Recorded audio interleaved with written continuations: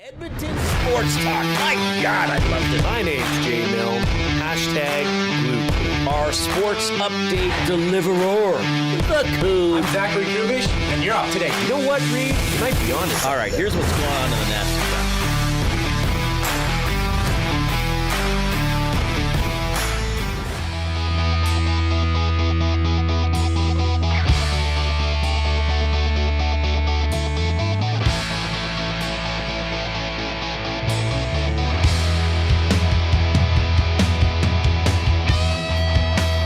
All right, I'd like to caution everybody. After a game like Saturday night, you may be inclined to say, well, it can't get any worse. I hate to tell you this, it can.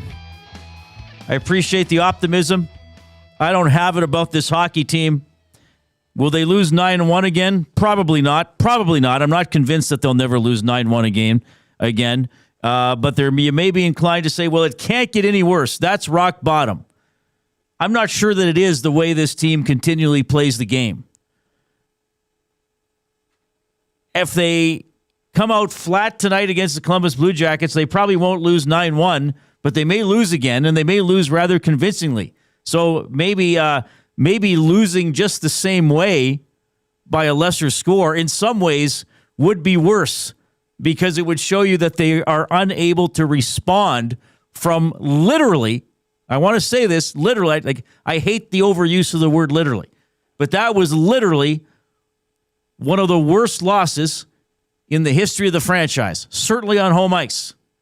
So if you can't respond to that, then that's pretty sad. And this is the big thing about how the Oilers are losing games. They are losing games by not doing fundamental things that win hockey games. Very, very fundamental things. Playing your position properly, checking the other team, being overall interested in these things. That's probably a beginning of that. That was a humiliation on Saturday night against the Colorado Avalanche. For those of you who watched even part of it, I don't know if everybody watched until the end. I obviously did because I was there. And I mean, you saw the contrast. Colorado was flying high. And obviously, Colorado at some point this season is going to have a rough spell. Probably won't be as rough as the Oilers are going through right now, but they poured it on. And they played hard, competitive, skilled hockey for the entire night. I mean, they wanted that 10th goal. They were looking for a grade A scoring chance in the last 25 seconds of the game. And the Oilers looked like they wanted the game to end about 15 minutes into the first period.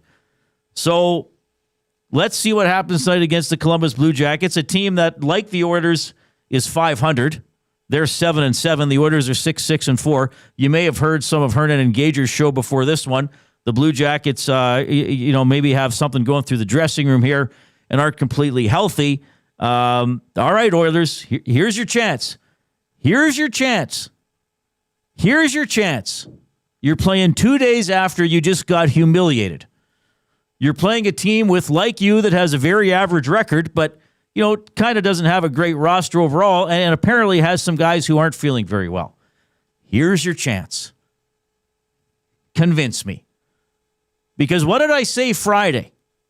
I said, all right, so the Oilers are supposed to be up for this game against the Avalanche.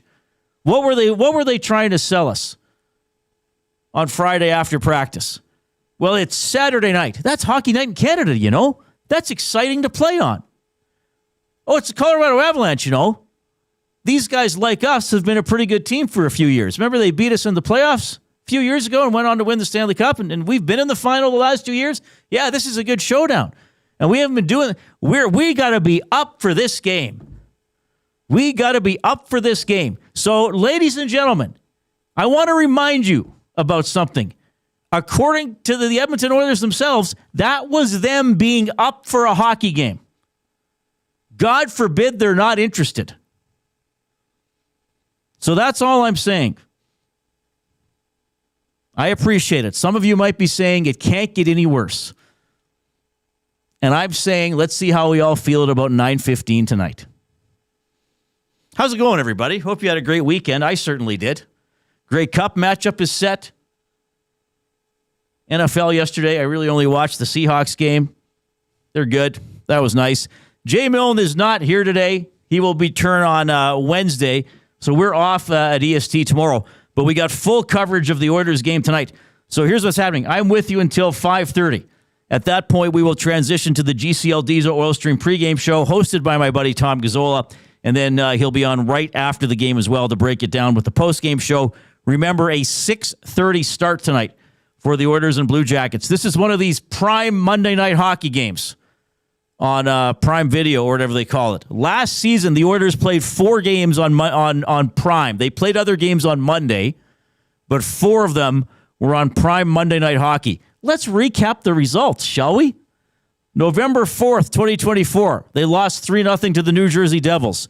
November 18th, 2024, they lost 3-0 to the Montreal Canadiens. December 16th, 2024, they lost 6-5 to the Florida Panthers. And April 14th, 2025, a night in which the Oilers didn't have the best roster on the lineup on the ice, but nonetheless, they lost 5-0 to the Los Angeles Kings. So something's got to give, right? The Oilers last season played 4 games on Prime Monday Night Hockey. They won 0 of them and scored 0 goals in 3 of the 4 games. So something's got to give. We'll see.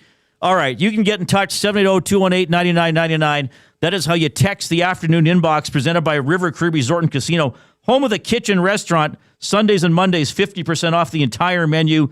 That's available Sundays and Mondays, 5 p.m. until close. Now, with Jay away, Coob, are you going to watch the text line? And more importantly, not just obviously for text, but we're going to do the Hudson's Canada's Pub Mystery Athlete of the Game. Yes. So you're going to have to watch for a winner for that one. So I'll give the first clue in a few minutes. Okay. So Coob will be watching for that as well. You can email Reid at edmontonsportstalk.com, REID at edmontonsportstalk.com, and you can chat in the nasty chat that is going on the YouTube stream. You can chat with me, but really most of you just want to talk with each other, which is fine.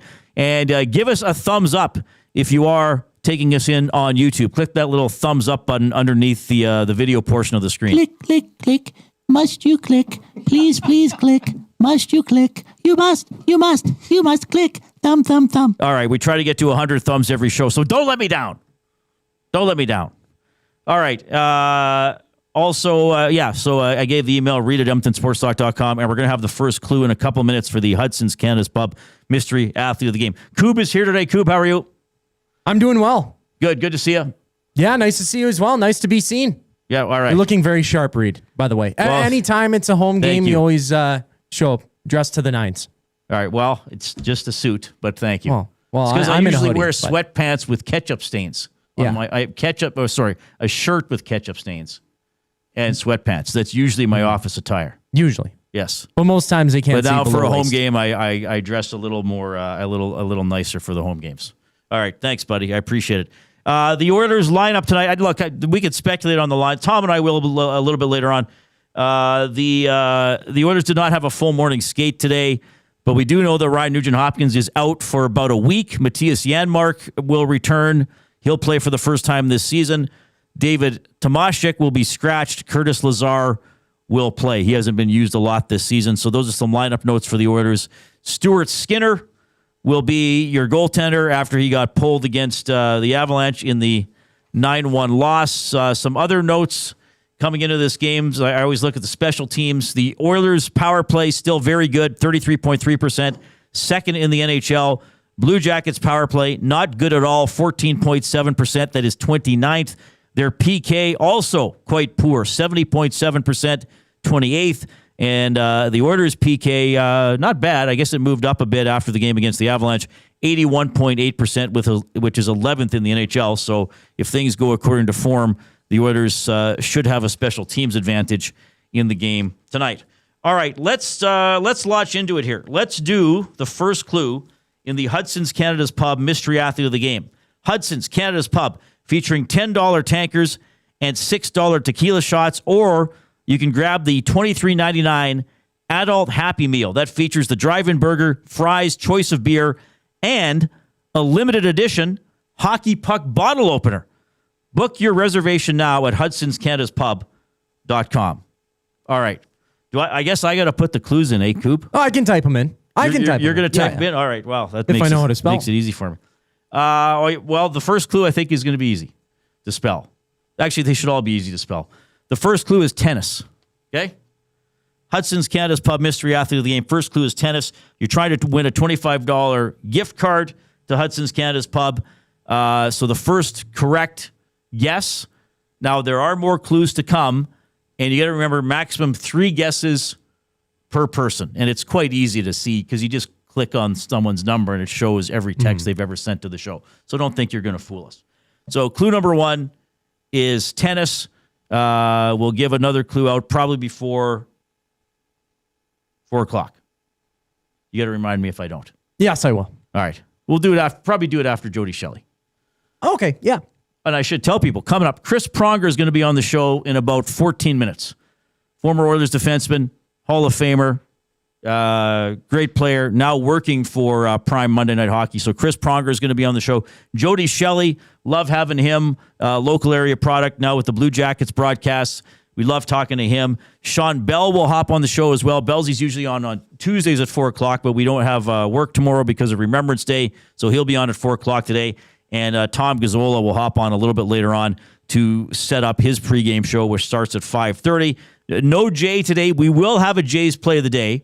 That we'll do it at a slightly different time. We'll do it around 20 after 4 for all those people who want to check in with that. So Jay's Play of the Day, or sorry, at about 4:40. Let's do 4:40 for Jay's Play of the Day. We'll do it. We'll do it at that point. All right, we got somebody else ready to roll here.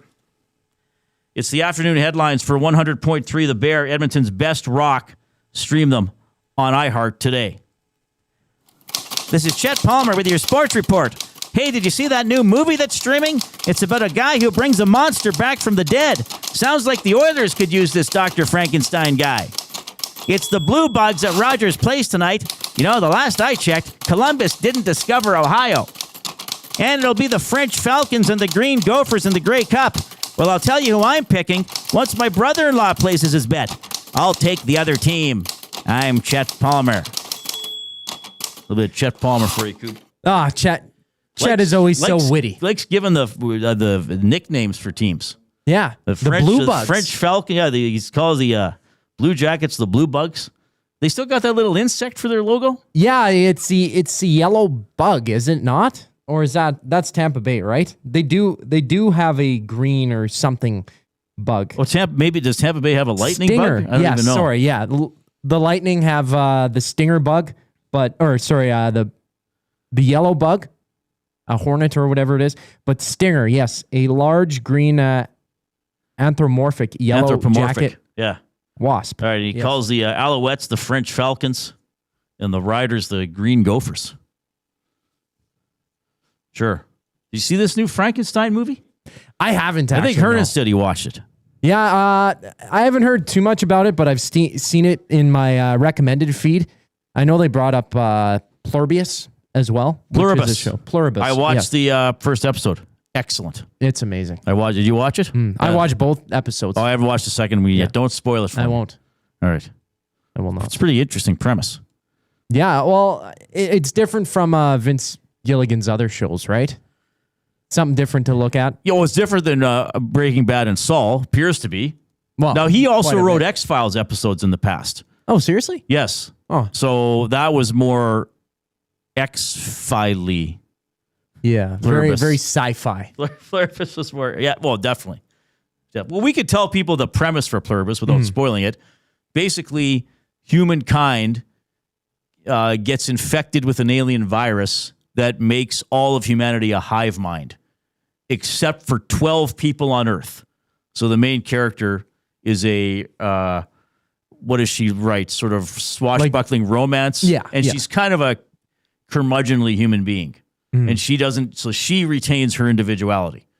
And so during the first episode, it sort of establishes her and this alien virus.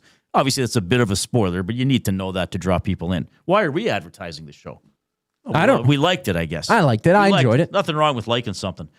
All right, Oilers Blue Jackets at 6:30. Plenty of talk about this game and the things that are ailing the Oilers as we move along. Again, Chris Pronger scheduled to join us in about 10 minutes, so that'll be cool to catch up with him. Let's do...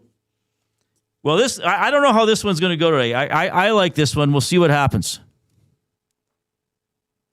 It's the off-topic topic for William Huff. Since 1952, William Huff has provided industry-leading advertising solutions for thousands of valued clients. Their unparalleled customer service, combined with decades of industry expertise and a desire to make every job the very best it can be, is what they call the William Huff Advantage. Visit their website at williamhuff.com or give them a shout at 780-454-4536. So I saw today that this is Sesame Street Day. I would think everybody's familiar with Sesame Street. I would hope. So this is the off-topic topic. I would like your line combinations of Sesame Street characters. Now, you don't have to do all 20 players. You can do a top 6. You can do their top line. You could do their top line and their top D pairing and a goalie. So we want your Sesame Street line combinations. And when you brought this up to me, Reid, immediately I thought of a video that I saw online. Now, I had to fact check it because AI is out there and can make these weird videos. But back in the 1970s, 1975, December 21st, there was a charity game between the Sesame Street team and the Chicago Blackhawks. It was a charity exhibition match. I don't have it on hand and ready. I can get some. Well, we can try to look at it somewhere on the internet. But yeah, so this was people. It would have been people dressed as the characters. Bert and Ernie are out there. Okay. Cookie Monster, Big Bird. So this happened 50 years ago ish. Yeah, and it's amazing trying to see these people skate in mascot costumes. All right, so I did a top 6. I did a top 6. Now Kermit, it was also on Sesame Street, not just the Muppet Show. So I got Kermit as my top line center. Good all-around player, good leader, a lot of energy. I got Kermit, and then it was hard for me to break up Bert and Ernie. I think they need each other. They're a duo. Chemistry, So you got the chemistry. I got Kermit between Bert and Ernie. Okay, yeah. I think Ernie would be, I think, a fairly tenacious player. You know, maybe a little bit of an agitator. Like he's got that laugh and that stupid grin, and probably better hands than you would think around the net. And then Bert, maybe Bert the counter to Ernie, like a little more stoic. Maybe balances out Ernie, but still intense in his own way. So I got Kermit between Bert and Ernie, and then I think another good line would be the Count at center because the Count can play with a lot of bite. And on one wing I got Elmo, kind of a wiry player, and then I got Oscar on the other wing. Because, talk about going to the dirty areas, that would be Oscar. He wouldn't be afraid to mix it up. So I got Kermit between Bert and Ernie, and then the Count centering Oscar and Elmo. I think that would be a pretty good top 6. That's a great lineup, Reid. I also have Kermit centering the first line alongside his winger on the left side, Elmo, as well. So I feel like they're both impactful players. They can speak up when need be, and they're very supportive of their line mates as well. On their right-hand side, Oscar the Grouch. He won't take no crap. He'll go into the corners work hard and try and fish out the puck for these two skillful players. I feel like Kermit would be more of a two-way guy for sure, and Elmo kind of might have more pizzazz, is what I'm thinking, making this lineup. And same with the chemistry thing and best friends. You can't split them apart. I have Big Bird and Snuffleupagus as the defensive pairing. So Big Bird is 8'2". Oh, is that actually his height? Yes, that's his height. Good job looking up his stats. As per the sesameworkshop.org that I searched up to do some research for this. So he would be unbelievable on the back end, and Cookie Monster in the net. He'll just eat up pucks. You know what? You're thinking a little bit like Ben. Benny Thompson, who's here for the Oil Stream pre- and post-game shows tonight, he did his starting 5. Grover centering Elmo and Kermit. I wouldn't think Grover's reliable, though. He frightens quite easily. Mm-hmm. Big Bird and Snuffleupagus on defense. It's hard to split those two guys up. Yep. And yes, Ben also put Cookie Monster in net, gobbling up the biscuits. Yeah, as they're coming in. So if you want to participate in that, again, if you do a line or two, do a line and a D pairing, just for fun on the off-topic topic. Your line combinations for Sesame Street characters, as this is Sesame Street Day. It is 3:20. Chris Pronger scheduled to join us when we get back. Here's the Coob with the Sports Update.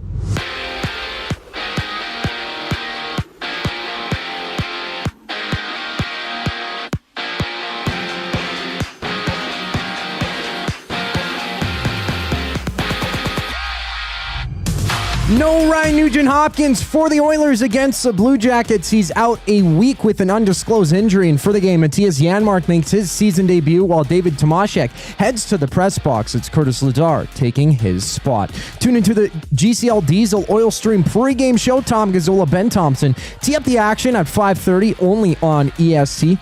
And just 3 other games on tap. It's the Islanders and Devils hitting the ice while the Golden Knights take on the Panthers. In the CFL, the Argonauts have received permission to speak with Blue Bombers head coach Mike O'Shea. And down south, Mike Kafta is now the interim head coach of the Giants, while with Brian Dable being let go. And as for the Commanders bench boss, Dan Quinn is taking over defensive coordinator duties. From Cincinnati, it's Joe Burrow back at practice. He's been out since week 2 following a toe surgery. He's eligible to be activated by the Bengals within the next 3 weeks. Tonight, it's the Eagles and Packers kicking off. Swing by Selly Sports Bar and Lounge at Center Casino on Fort Road to join Lieutenant Eric for 6:15 kickoff. This sports update is brought to you by Advantage Sports Medicine. Connor McDavid's got a team of specialists, and you're stuck with a bag of frozen peas. Get the same locker room approach that's trusted by the best in the game. Call them at 780-460-9977 or visit their website at AdvantageSportMed.ca to book an appointment today. Chris Pronger up next here on The Reid Wilkins Show. I'm Zachary Kubish, and you're up to date.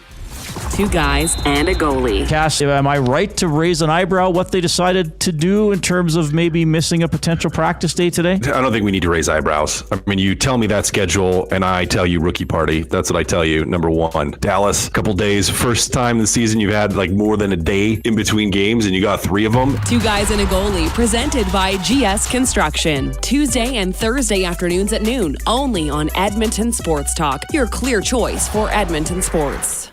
We have what you're looking for.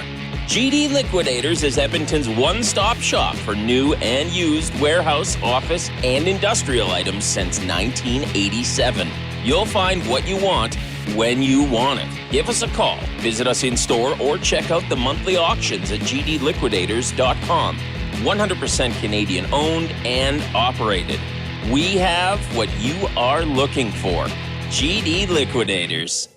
Where holiday cheer meets great beer. This season, celebrate at the Canadian Brewhouse. From plated dinners and festive buffets to casual pub-style parties, we've got the perfect space for your crew. Book your holiday party today at thecanadianbrewhouse.com.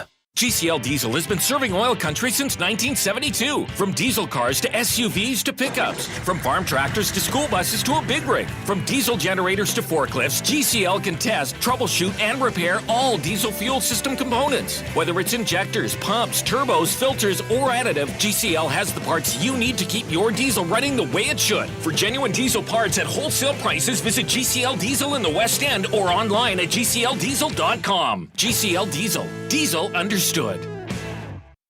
The temperature may be dropping, but the action's heating up. Play Alberta is offering odds boosts on every Oilers game all season long. This is your chance to score big. And for a limited time only, our listeners get an exclusive $50 free bet when they deposit $50 using EST50. That's code EST50 for an exclusive $50 free bet. Alberta wins with Play Alberta. Must be 18 plus to play. If you gamble, please use your game sense. Summer was packed with memories. Wait, let me get a picture. Your garage doesn't have to be. Wow, look at all this space. Store your gear with Sentinel Storage and enjoy extra space all year. Try 4 weeks free. Visit sentinelstorage.ca.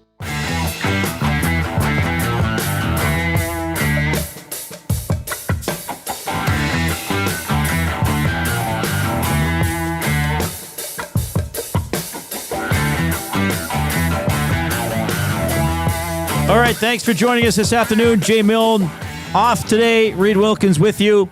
Oilers play at 6:30 against the Columbus Blue Jackets. We will have the GCL Diesel Oil Stream pregame show starting at 5:30 with Tom Gazola, so I'll be checking out a little bit earlier than usual and heading down to the game. I'll join Tom for a hit on our postgame show, Reid's Read, presented by Ewell, as the Oilers try to get back into the win column after, that quite horrific outing against the Colorado Avalanche a couple of days ago. Stuart Skinner will be the goaltender. Obviously, his numbers have plummeted recently for the season now. Skinner 4-4-3 with a 2.81 goals against average and an 889 save percentage. Calvin Pickard's numbers not overly flattering either. 2-2-1, 4 even for his goals against average, 836 save percentage. I said the other night that it seemed to me the goaltending was a little. The Oilers have now played 16 games. It seemed to me that the Oilers the goaltending was a little better maybe in the first 8 games than the recent 8 games, but that was just as we were chatting after Saturday night's game. So I thought, well, I better look this up to see if I'm right. Now, I know there are elements of goaltending that are related to team play. In the first 8 games of the season, Skinner went 2-2-1. He had a 909 save percentage and a 2.17 goals against average. Obviously, he had that shutout in there against the Rangers. Pickard was 2-1, had an 844 save percentage, which isn't great, and a 3.37 GAA. He did get the win in that 6-5 win over the Canadiens, in which, he did give up 5 goals, but I thought he made a lot of good saves as well. Since then,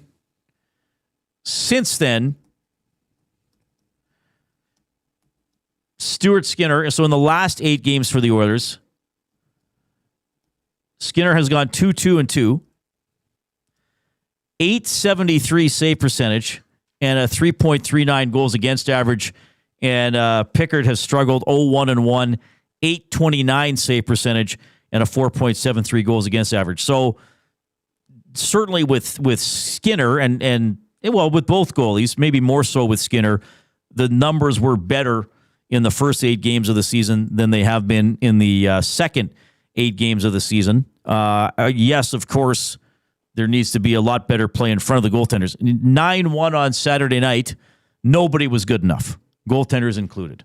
That was just an absolute disaster. I don't know if the best goaltending in the world would have saved the Oilers that night specifically, but yeah, we've seen a drop off in the goaltending since the first 8 games of the year. So we'll see how they do tonight with Skinner in net against the Blue Jackets. And Skinner, one of the guys who took some questions from the media earlier today, talking about his game. Obviously, I really didn't like that second goal last game. I feel like my game's been pretty consistent. It's been pretty good, but I definitely got a lot of work in, a lot of work here to do. I got to make some timely saves. Some saves when we do give up a breakaway that, I got to be the guy to come up with a save. In Dallas, you got to come up with a shootout save. Maybe that gives us, the extra point. So there's all these little things, and especially as a goaltender, when you get those chances to bail out your team or a chance just to, make a timely save, it can cost you a point, 2 points. So yeah, I think for me, I just got to keep on trying to grow my game, keep on trying to continue my growth and play as hard as I can. I love battling for the guys out there. They battle so hard for me, so I got to do the same. Well, yeah, he has to keep battling. I don't know if there was a lot of battle level from anybody in Saturday night, especially after that second goal get in. That was not a great goal by Skinner. He said he didn't like it. And Chris Knobloch said after the game, it seemed like the team really deflated after that. So that's fair. Look, here I kind of look at the big picture. I know we have a lot of listeners. A lot of you will pick one area of the game, and you seem to focus on that, which is fine. A lot of it is on the goaltending, which, as I've said, I've gave some numbers, hasn't been that great lately. Skinner needs to stop that shot. I mean, Makar's first one, okay, great shot. He's a great player. I think Cale Makar's the best hockey player in the world. Okay? I think he's better than Connor McDavid. I think he's better than Leon Draisaitl. I think he's better than Nathan McKinnon, quite frankly. Whoever you want to list up there. But that's a side note. So he makes that great shot inside the post. The second one, you got to stop him. I mean, it's the NHL is a difficult league. Making difficult plays, difficult shots, difficult saves is part of what makes the good players very good or great.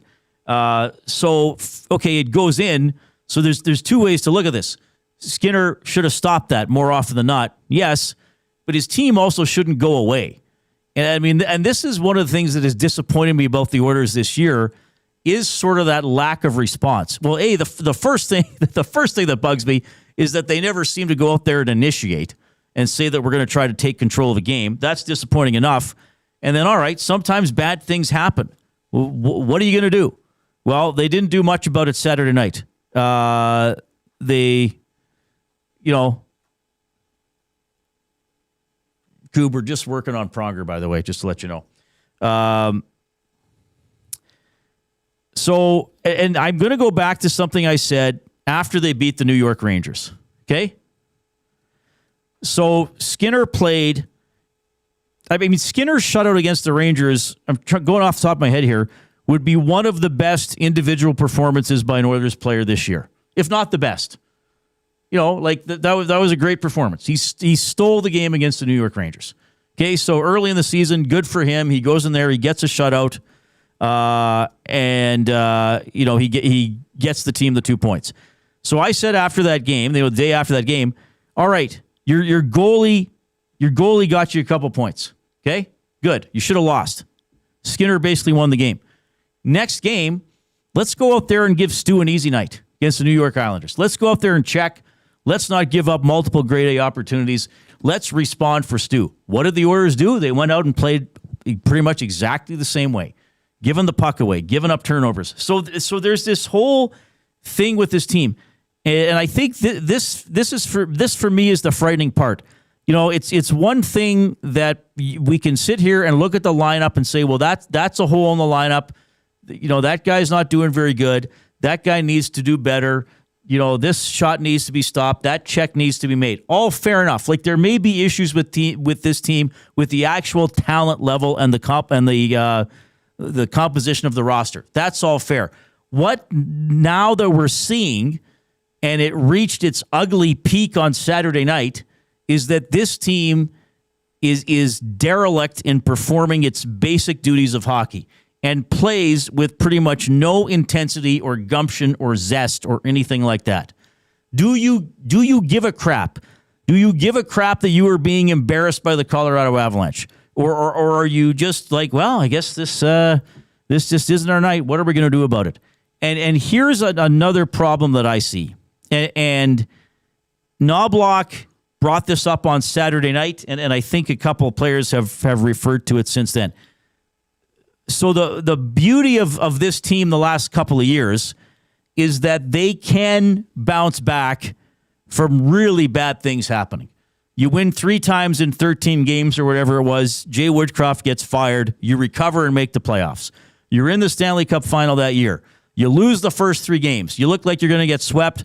All right, you recover and take it to Game 7. Yes, they didn't win, but they rallied on that. Last year, kind of a stumbling start to the season. They start 0-3 on home ice. They're 500 for a while. They make the playoffs. They make the Stanley Cup final. So this team's rallying cry has been, we've been through it before. We know we can bounce back. Wonderful. I think that they are now so comfortable being in a lousy situation and recovering in the past that they've forgotten about the work that it takes to get back into it. Because what have they said? We know we don't. We've been here before. We've recovered before. We know we can put it together. I think this year they're saying it and they're not doing it. Now, maybe when they do it, they still won't be very good. But you don't lose 9-1 strictly on having holes in your roster, especially when you have some pretty good players playing in that game and guys who have performed highly in the past. So that's why I'm saying tonight, what is the response going to be? I mean, in the first 5 minutes of this game, everybody's first shift, 3 or 4 minutes, right? Assuming your shift is whatever, 40, 50 seconds. In that first shift, what are you going to say to your coach? What are you going to say to your teammates? And even what are you going to say to your fans? All right, you're at home. It's another home game after being humiliated. What are you going to establish the first time you hit the ice tonight? Are you going to show that you are angry? Are you going to show that you were humiliated and need to recover from it? Are you going to show the people who are spending $100 of tickets like, hey, I'm going to make it worth the price of admission tonight? Or are you going to go out there and be like, well, we'll see. We'll see how the game goes. I don't know. This is pretty hard. We'll probably put it together eventually. I mean, I usually don't go too far down the road of criticizing effort. Because I do believe if you make the NHL and are playing at the highest level, you are trying. You might have bad nights. Some nights there might be another athlete that's better than you, but something to do with this is effort or concentration or passion or whatever you want to call it. Okay, Trent Frederick made that comment about fighting the other night, and we've been talking about that and jumping on that. That's fair enough. There are other ways to do things besides fighting. Has Trent Frederick been around the crease jamming at a puck? Has Trent Frederick, been face washed because he's in front of the other team's net? Has the little agitator Andrew Mangiapane been digging around the crease? Maybe a couple times, but not consistently. Has Leon Draisaitl, who quite frankly, when he is on his game, is also, and I mean this as a compliment, one of the dirtiest players in the NHL? Has he looked like that guy? Has he been cross-checking guys? Has he been sticking guys? None of that. So there are fundamental things that they're not doing to play as a passionate, driven hockey team again and again. And I think it's been happening all season long.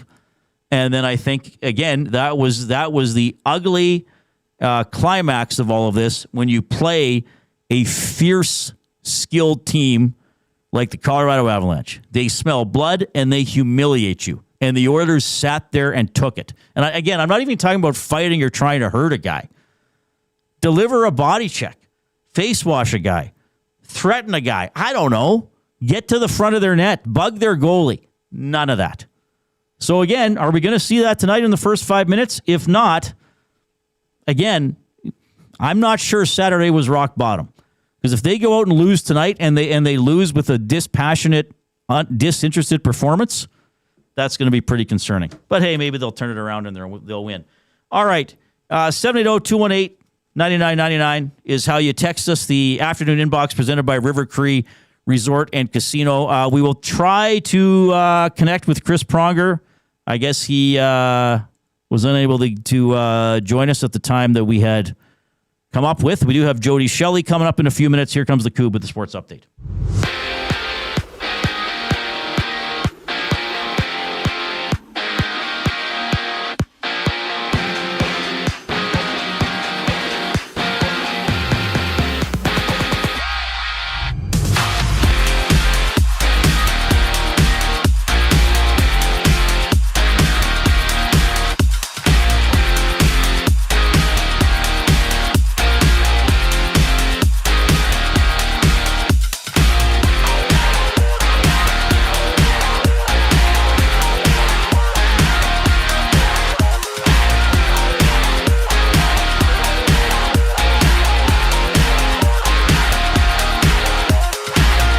With an undisclosed injury, Ryan Nugent-Hopkins will miss a week for the Oilers. And on the ice tonight, Matthias Janmark makes his season debut as Curtis Lazar returns to the lineup in place of David Tomaszek. Tom Gazzola, Ben Thompson preview the Oilers Blue Jackets game on the GCL Diesel Oil Stream pregame show. Coverage starts at 5:30 only on EST. Around the league, the Preds and Rangers face off. Vinny Trocheck returning from an upper body injury for New York. He's been out the last 14 games. Elsewhere, the Panthers tussle with the Golden Knights. We also have the Argos receiving permission to speak with Blue Bombers head coach Mike O'Shea. NFL headlines: the Giants have fired head coach Brian Daboll, offensive coordinator Mike Kafka being named interim coach. In Washington, head coach Dan Quinn is taking over defensive coordinator duties for the Commanders.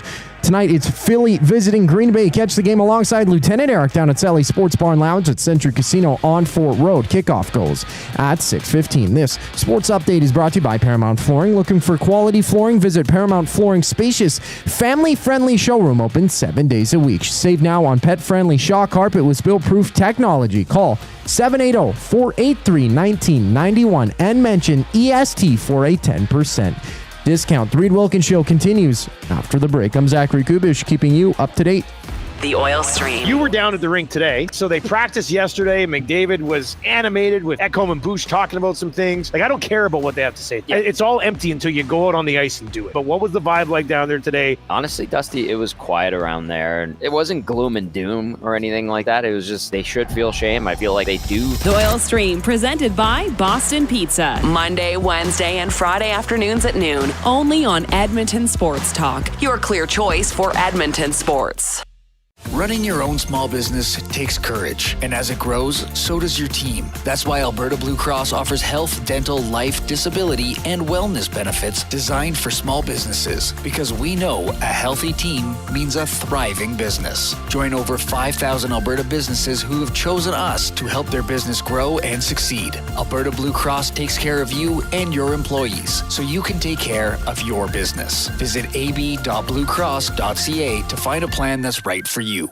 At Firehouse Subs, our subs are freshly toasted, stacked high, and crafted to satisfy. Each sub is piled high with premium meats, melty cheese, and toasted to perfection. Firehouse Subs brings bold flavor to every bite, all served on a freshly toasted roll. But we're not just feeding Edmonton, we're fueling it. Dig into the brisket hat trick, piled with slow-smoked brisket and melty cheese. Or go to the Firehouse Subs fan favorite, the Hook and Ladder. Made to order with smoked turkey, honey ham, and Monterey Jack cheese on a perfectly toasted roll. With 15 Firehouse Sub locations across Edmonton and the greater area, it's easy to grab a hot and hearty sub close to home. Firehouse Subs. Hot, hearty, made to satisfy. Looking for quality building materials and friendly advice? Visit us at Windsor Plywood Leduc, family owned and locally run since 1993. From interior materials for doors, flooring, baseboards, and all the finishing touches to all you need for your outdoor projects like cedar lumber for decks and fences, plus all the plywood you'd need. Our full-time on-staff carpenter can help with anything odd-sized or custom, and from domestic hardwoods to exotic selections, we've got you covered. And if we don't have it, we'll track it down for you. Windsor Plywood Leduc. We're the experts you need to know. The River Cree Resort and Casino features the best in live entertainment, including international U2 tribute band, Desire, November 14th.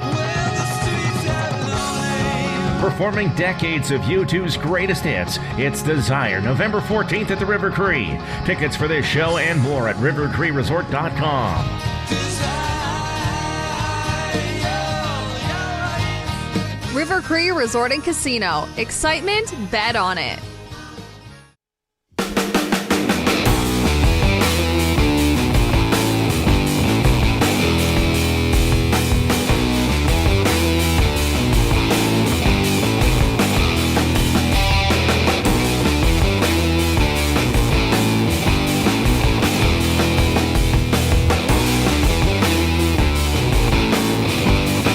All right, hope you're having a great afternoon. Game day for the Oilers. Nugent Hopkins is out, probably going to miss about a week. Janmark returns. Curtis Lazar will come in. David Tomashek will be the healthy scratch this evening. 6:30 game, a little earlier than usual, as this one is on Prime Monday Night Hockey. The Oilers went 0-4 on Prime Monday Night Hockey last season and were shut out 3 times. That's last season, though. What does that mean for tonight? Absolutely nothing, probably. Jason Milne off today. Reid Wilkins flying solo in the Canadian Brewhouse studio. Pizza Sunday is back at the Canadian Brewhouse all day. $3.49 new tacos and quesadillas. After 4 p.m., sip on $5.99 margaritas, $2 off Corona tankards and tequila shots starting at $5.99. All right, 780-218-9999, River Cree Resort and Casino inbox. The fun topic today, the off-topic topic is, because it's Sesame Street Day, what would your line combinations be for Sesame Street characters? Box Pounder, he would have an enforcer line of Animal, Beaker, and Miss Piggy. Well, all from the Muppets, but yes, same family. Rip City Step says Stuffaluppagus has to be the goalie. Tango wonders if Bert and Bouchard are the same person. Not sure about that. That's a funny. All right. We got Jody? Okay, perfect. Love talking to this guy. I think it's now, Jody, is it now FanDuel Sports Network Ohio? Is that the company now? It is. Yeah, it is. The one and only FanDuel Sportsnet Ohio. Okay. You got it. Well, thanks for hopping on. Always great to talk to you. I'm going to dive right in here with you. Obviously, the Oilers stunk on Saturday night. After the game, Trent Frederick did a scrum, and he was asked about his lack of involvement. And he said, like, you know, I've asked for some fights, and no one wants to fight a guy with one goal. You played that role. Is that true? Is Frederick in a situation where, like, he needs a fight or two to try to do something? What do you think of that comment? Well, I think he doesn't feel very good about himself and his game and the outcome of the game, first of all, 9-1 loss. It's true for me. Like, if I would try to fight Jerome McGinley, you know, and it doesn't matter how many goals I had. I played 6 to 7 minutes a game. He'd be like, no, like, taking me off the ice, go fight someone else who doesn't play as much as I do. I think he just kind of showed us that he doesn't feel good about having one goal. He feels like he should be doing more for the team. And, you know, it's not like you can find a fight whenever you want, I think, but you have to do something a little bit offside sometimes if you really want to fight. You know what I mean? Go after a better player. I don't know. Do something where run the goalie, you know, something like that. You can always find someone to fight you. But just his comments tell me that he can be in a better place. But yeah, I mean, no, I've never had a problem with anyone not fighting me because I only have one goal. But it was a problem if I wanted to fight guys that played a lot more. Like, I was surprised when Chara fought me because he played 22 minutes a game, but he wanted to give his buddy Sean Thornton a break, so he fought me in Philly one night. I asked him. I said, we were on a face-off. I gave him a cross-check. I said, let's go. You want to go? He goes, yeah, sure. And I was like, really? He said, yeah, I'll fight you. I was like, perfect. So, you know, for me, taking him to the box was a win. What was I mean, you're a pretty big guy, but what would his height advantage would have been? What, probably 4 inches? And what about the reach? Half a foot. He's pretty reach. He's strong. He's like, his parents are Greco-Roman wrestlers, and I don't know if you saw his little thing they did on social media about his accomplishments. He's just an unbelievably athletic and strong person. So when he wanted the fight to be over, I wasn't so worried about the punches. He just folded me up like a lawn chair, like a rusty old lawn chair when he was, like, I felt like so useless when he thought it was over. Just threw me down. Well, I know he's run a few marathons, I think, since he retired. So yeah, he's kept going. Look at the list of things he's done. Jody Shelley joining us on the Oil Country Towing Hotline. Oil Country Towing, Edmonton's most trusted 24/7 roadside rescue team. Fast, safe, and reliable for over 15 years. Whether it's game day or a snowstorm, we work as hard as your favorite team to get you going. Call 780-986-6088 for all your towing needs. I am going to talk to you about the Blue Jackets, of course, but I do think there are some general themes about hockey that you can relate to what the Oilers have gone through. I mean, they got humiliated. Like, it wasn't 5-0, Jody. It was 9-1, and the Avalanche were looking for 10 late in the game. And I was saying before you came on, we're going to learn a lot about the Oilers in the first 4 minutes, because I would think for your first shift of the game tonight, if you're an Edmonton Oiler, you better prove you're ready to make an impact on the game. Like, what would you be thinking if you were a player on a team coming off an absolute humiliation like that? Yeah, it's a different feeling in the locker room. It's a different way of looking across the room at your teammates. This market, listen, I spent last night, all day yesterday, last night, and this morning with my parents. My dad is an Oilers fan, and I don't want to hear it anymore. You know what I mean? It's like, okay, Dad, I get it. You know, there's a lot of issues you think the Oilers have, and I think the whole fan base has that right now. But as teammates in those locker rooms, you look across each other, you know tonight it's got to be that effort that's undeniable on pucks, speed when they can get it. You're going to see physicality probably tonight more than you've seen with the team. Every team, I think, that has a little bit of struggle early in the season has a game or a week where it's like, okay, like, this isn't good enough. And it's a team that's been to the Cup Finals 2 years in a row. The important part of the season isn't until April, May, and June. They have 7 new players. I don't have a list of excuses, but they have 7 new players. They got some of their best players, Draisaitl and McDavid, are doing everything. 5-on-5, power play, and penalty kill. Other people in that locker room need to feel important. Other people need to kill penalties. They need roles within teams, and right now they don't have it. And it's because I think the key pieces are missing up front, plus the new pieces that are in up front, they don't have the roles established, and it's just the turnover rate is pretty high here the last 2 seasons, and that's why you're seeing the 2 best players trying to be having to do everything. Of course, they want to kill penalties, but don't think that doesn't affect their 5-on-5, their power play, but also giving other guys in the lineup an important role. Like, penalty killers love killing penalties. You're missing a lot of good pieces over the last couple of years that were excellent at that role, at those roles, but also, the game's over and 4 penalties were killed, and those guys did it, and Leon and Connor scored a couple goals, and someone else chipped in. That's what they don't have right now, is that camaraderie and that special feeling for most of the lineup to feel important in this team. Jody, I didn't know you were going to go there, and look, Knobloch's done a good job. There are moves in the last couple of years where I thought, man, I can't believe he's doing that worked out. I'm not a fan of having Connor and Leon kill penalties. And I know that PK has had some good games, but you're taking minutes away from guys who thought that was going to be their job. Reid, he's got no choice. They're good at it. And right now he doesn't have anyone to say, all right, you guys, this is your role. Maybe he starts tonight, but they're good at it. And it's an important part of the game. They've got to work their way out of it. And when Knobloch first got here, he took that away from those 2 guys, because the other guys felt insignificant. So, yes, they'll get away with it eventually, but I don't think he can do it right now with this clientele, with this lineup that he has.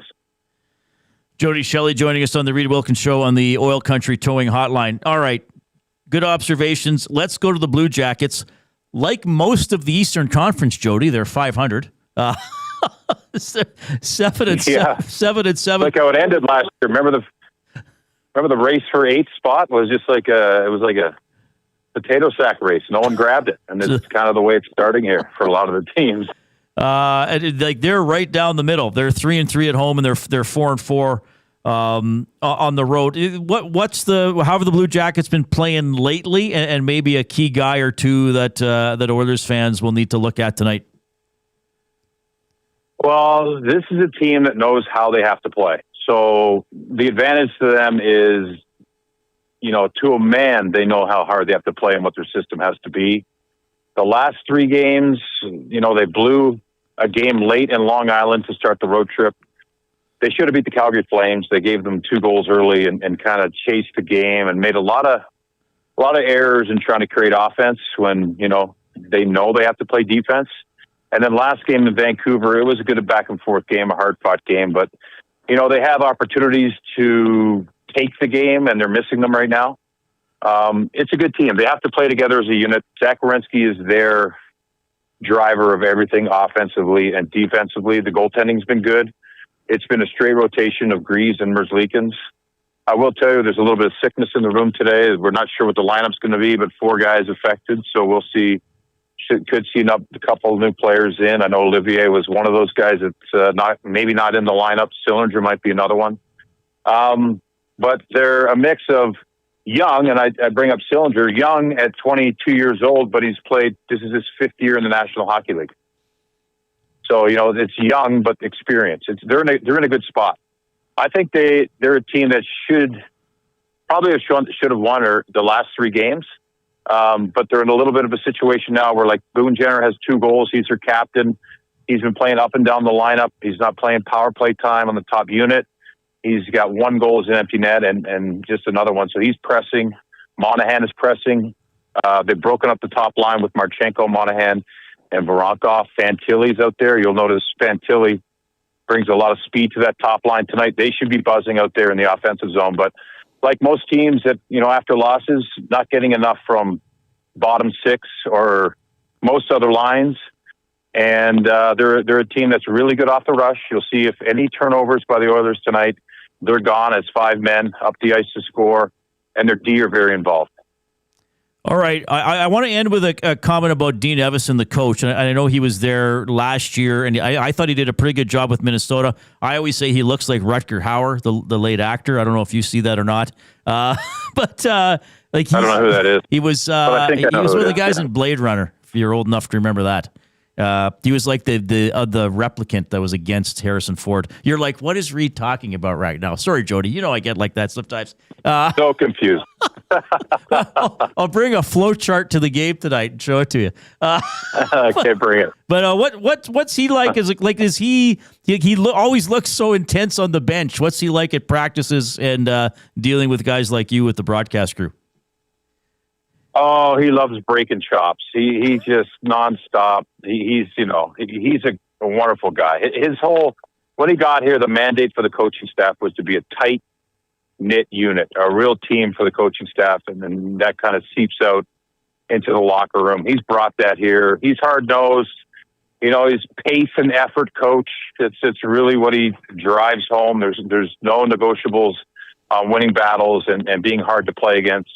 He's not a very big guy. He played 800 games in the National Hockey League with a lot of bite, and he coaches that way. Like he brings the attitude to this team, and I'd say passion is one way to put it, but also he loves being in the locker room, and he wants his guys to be having as much fun off the ice as they have on the ice.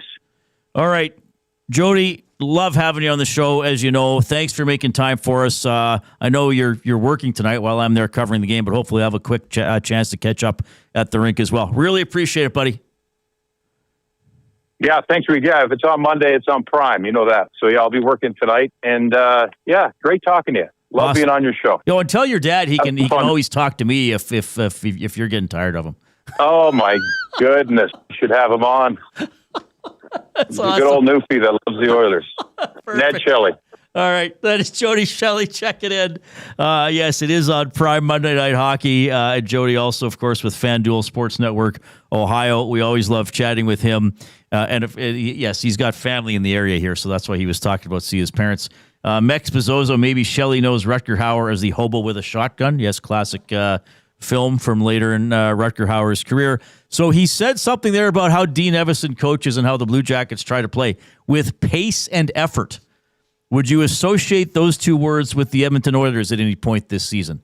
Maybe sporadically. Sure, maybe sporadically, but certainly not consistently. So we'll see if the Oilers can match that tonight. All right, I promised another clue, Coop. You did? Yes. And nobody's obviously won yet, I assume? No. So clue number 2 in the Hudson's Canada's Pub Mystery Athlete of the Game. You're trying to win a $25 gift card to Hudson's Canada's Pub. And clue number 2 is Australia. Okay? So the first clue, under. Tennis. Second clue, Australia. I said you'd know how to spell them all, Coop. Do I know how to spell Australia? I'm pretty sure you do. I do. Australia. It's always that, I don't know. When I use text, it's so bad because I know I can write certain words or spell them correctly, rather. And when the autocorrect's there, I rely on it sometimes too much.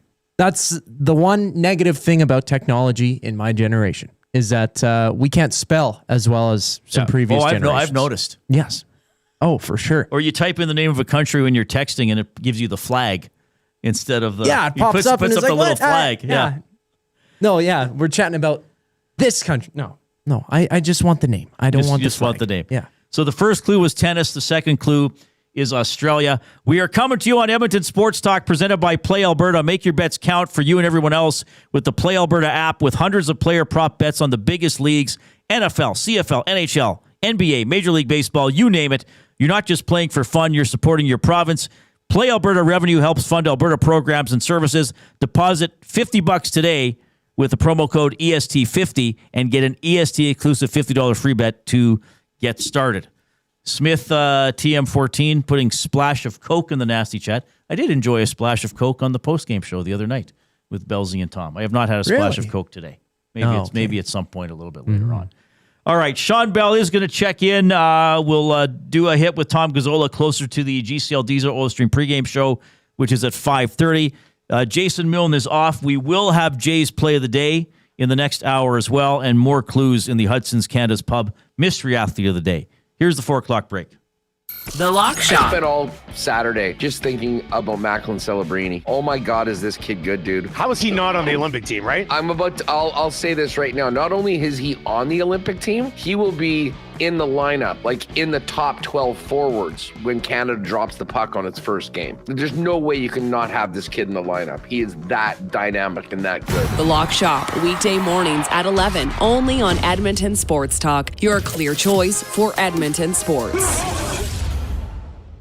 Looking for flooring? Paramount Flooring has it all. Sales, service, and expert installation. With options for every style and budget, open 7 days a week. We've got you covered. Quick delivery and in-stock deals. Plus, EST listeners get 10% off. Visit ParamountFlooring.ca today. You've always known GCL Diesel as the experts in diesel fuel systems. But did you know that GCL is also your source for turbochargers and turbo repair? As a turbo supplier for Garrett, Borg Warner, and Holset, GCL can provide genuine original equipment turbos at wholesale prices. Whether it's diesel, gas, natural gas, or performance, we can provide you with the turbo or custom repair you require. Turbo questions? We've got turbo answers. Visit us in the West End or online at gcldiesel.com. GCL Diesel, turbochargers, understood. Get ready for a feast like no other. 40-ounce steak night is back this November at the Canadian Brewhouse. Sink your teeth into a hand-cut 40-ounce ribeye with all the fixins for just $49.99. Tickets available now in-store or at thecanadianbrewhouse.com. Weiss Johnson, whoa. Hi, Dennis from Weiss Johnson here, and we're excited to be partnering up with the Nielsen Show and have a special deal exclusive for Nielsen Show listeners. Get 10% off any new Trane furnace, air conditioner, or heat pump installation from now until the end of October. Bundle a furnace with an AC or heat pump and get 25% off the package price. Get your home comfort now for all seasons with Weiss Johnson and Trane. Trane, it's hard to stop a train. Visit wjsportstalk.com today. You've heard the name, but what does it mean? For over 66 years, William Huff Advertising has supplied signage from screen printing to digital to LED with design, production, and install in-house. It's a one-stop shop for all your signage needs. Edmonton owned and operated, William Huff has been trusted by the biggest companies and teams in the City of Champions and many others across the country to do the job. If you're looking for a way to get the word out about your company or event, they are the answer. Go to www.williamhuff.com. Their results speak for themselves.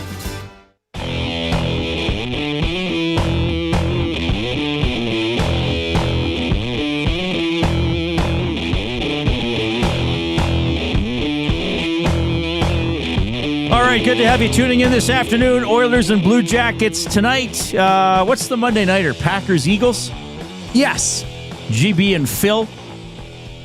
Lieutenant Eric's going to be at Sully's? Yeah, he'll be at Sully's Sports Bar and Lounge. Bar, so they'll have Monday nighter on. They'll, I assume, have the Oilers on as well. So you can go mingle with Lieutenant Eric. Tons of screens there. Oh, at least 5. No, yeah, at least. Way more no, than there's that. Like 20. There's way more than that. Grey Cup matchup is set, of course. It's going to be Saskatchewan, Montreal. We'll be talking about that throughout the course of the week, which will be fun. The Oilers start that deadly 7-game road trip in a couple of days, but first they will try to bounce back. Well, it's like more than a bounce. What's bigger than a bounce? They need like a ricochet. They need like a giant trampoline, bungee, to bounce back from the other night. It's time to get fired up with my buddy Shawn Belle for Gemco Fireplaces, proudly serving Edmonton and area for 45 years, the authorized dealer for Napoleon Fireplaces. Whether it's gas or wood burning, look no further than Canadian-made Napoleon Fireplaces. All the Napoleon products you need are available at Gemco, 9281 50th Street. Belzy, the Oilers better be fired up tonight. I mean, this is a theme for me today. There's 18 skaters who at some point tonight are going to have a first shift of the game. I would hope they are determined to make an impact on that first shift. Well, before I get into that, the bounce back, what you're looking for is like a boomerang because they went all the way out there and then they got to come all the way back. So that's number one. I just had to get that off my chest because, I was a little fired up yesterday too about the game. But the other thing is the Monday nighter is a big game for me in my fantasy football because right now I'm up 116-107. In this particular league, I've been terrible. And I've got the Eagles D The other guy's got Brown. So I'm going to need like a massive game from the Eagles D and Brown to just, sprinkle in a few touches here and there. But anyway, sorry, I had to get that one out there too. That's okay. The Oilers, yes. Yeah, the first 10 minutes, guys should come out and they should show that they're pissed off. That's what we probably all want. The reality is they're probably not. But what I do hope and what I do think will happen is you will see a better effort. I mean, like the guys have said, it's a humbling experience when you get blown out at home 9-1. Like you're better off getting blown out on the road because the fans are just going to be all over you. You can kind of duck under the tunnel and then, disappear. But at home, it just doesn't end. And so, you're hoping for a better effort. And I keep using the word hope because based off the season, we don't know where it's going to be. They have the ability to do better. There has been glimpses over the course of the season where they have shown better, but they're going to have to show that they're a little bit pissed off and that they're not happy with the way that game went last game against Colorado. I love how you put that, and that is, I guess I was going to say sad. It's not exactly sad, but that's a criticism of the team is that we are hoping they bounce back. We're not sure. Yeah. Like there have been teams I'm like, okay, that's a one-off. It's probably not going to happen again. We're kind of hoping they come out a little agitated and play with a little more fire. Is this? I mean, we and maybe some of these things get romanticized sometimes, but is this sort of like players only meeting territory? Is this sort of let's all look each other in the eye and challenge each other? Because those are difficult conversations. Like, is this the time of year where somebody needs to do that? Connor, Leon, Nuge, Nurse, somebody needs to do that type of thing. Well, I don't think after a game where you lose 9-1, do you really have to go into the room and start ripping each other? That's one of those things where like, hey, everybody just took this one on the chin, and now you got to pick up the pieces and move forward with it. So, the games where you're looking to have player-only meetings, yes, it's usually after a bad game, but it's like a stretch of bad games where everything's kind of going wrong at the exact same time, not where it's like, peaks and valleys. 9-1 game, it's just a humbling experience. There's nowhere to go. You look yourself in the mirror and you say, hey, I got to pull up my pants and my jockstrap and get to work. That's what that one is, and that's what you're hoping that the Oilers do. And once again, like, I do think they're going to come out with more gumption.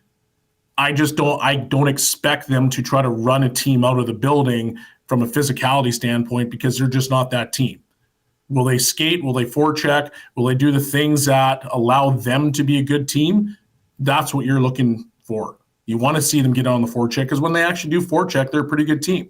They got some speed and they can create turnovers and then, take pucks to the net, not play on the outside and winning the quote unquote house battle, getting to the dirty areas. And that's where you have to score. That's what I want to see because I think we can all agree, like, you're not going to expect the Oilers to run a team out of the building. That's just not in their DNA. But fast, skilled, aggressive hockey is something that we can look forward to or hope to see. You hope to see. Yeah, Shawn Belle joining us on the Oil Country Towing Video Hotline. Oilers and Blue Jackets coming up at 6:30. It's and now look, and people start looking at morning skate updates, and now Nuge is out, right? You have Janmark back. But you lose Nugent Hopkins. We don't know what the line combinations were going to be. Tom and I might speculate a little bit later on, but they didn't have a full morning skate, so we'll see. But there's an important player who's probably been one of the better players who's not going to be able to play tonight. But you said it, Belsey, like the house battles, the board battles, just some sort of engagement. Let's not make it easy on the other team. Yeah, and that's the thing that they've been doing is they've been giving up things for free. And if you look at the 9 goals that were scored, I would challenge you to find a goal that wasn't essentially for free. The amount of guys that were left uncontested, the no box outs, guys walking right through the middle of the ice, like those are all plays that you're just giving up for free. Like nobody gets a stick on them. There's no body check. There's no positioning where a guy has to fight through you, go around. And that's a concerning thing. But if you're the Oilers team, Well, you need to batten down the hatches when it comes to the defensive side. You're not scoring a ton of goals, so you're going to have to do something to turn your game around. And, well, the easiest thing to do is to bear down on the defensive side. Don't lose your 50-50 battles. Don't lose board battles, right? If you turn the puck over, get back as quickly as you possibly can. Make it a hard game for the opposing team. You know, I know you and Tom talked about it, I think, a little bit on Saturday before I got there for my hit. And when the team is doing poorly and you lose a game that bad, everything gets criticized. Yep. You know, there's questions about, like, I had a buddy text me like, this is bad coaching Saturday night. What is the role of the coach of Knobloch? Like, he did say Saturday night that a lot of this is on me. I got to make sure the players are ready to go and all that kind of stuff. But I always look at it as a coach should be able to make tactical and in-game adjustments. Yep. The professionalism of knowing you're paid to play a game and be ready to play, I think, is the responsibility of the players. So what, if anything, would you criticize Knobloch for, not just for Saturday night, but through a mediocre start to the season? Well, I mean, the line matching, what are you doing with the lines? We all know that the Oilers are a better team when Leon and Connor are split up. They're a harder team to defend. And so when I look at that, like, you can question that as a decision. The consistent, turnstile of wingers for each guy, like, it's hard to build chemistry when you keep doing that. Find a guy that you feel can do a job, give him a little bit of time, and then if it doesn't work after, 5-6 games, okay, then switch it up. But it can't just be consistent blender after blender after blender, because at some point you kind of look at each other and be like, well, what am I supposed to do? So I think that's an easy and fair criticism for Knobloch. In-game adjustments, like you mentioned, is a big thing. What are the X's and O's looking like? Okay, are we playing a little bit more up tempo? What's the style in the composition of my team, and what does our game plan look for? With the team that we have. Those are things that you can question the coach of. But I said it on Saturday. This was not on the coach. You can say whatever you want to me about, the coach didn't do this, didn't do that.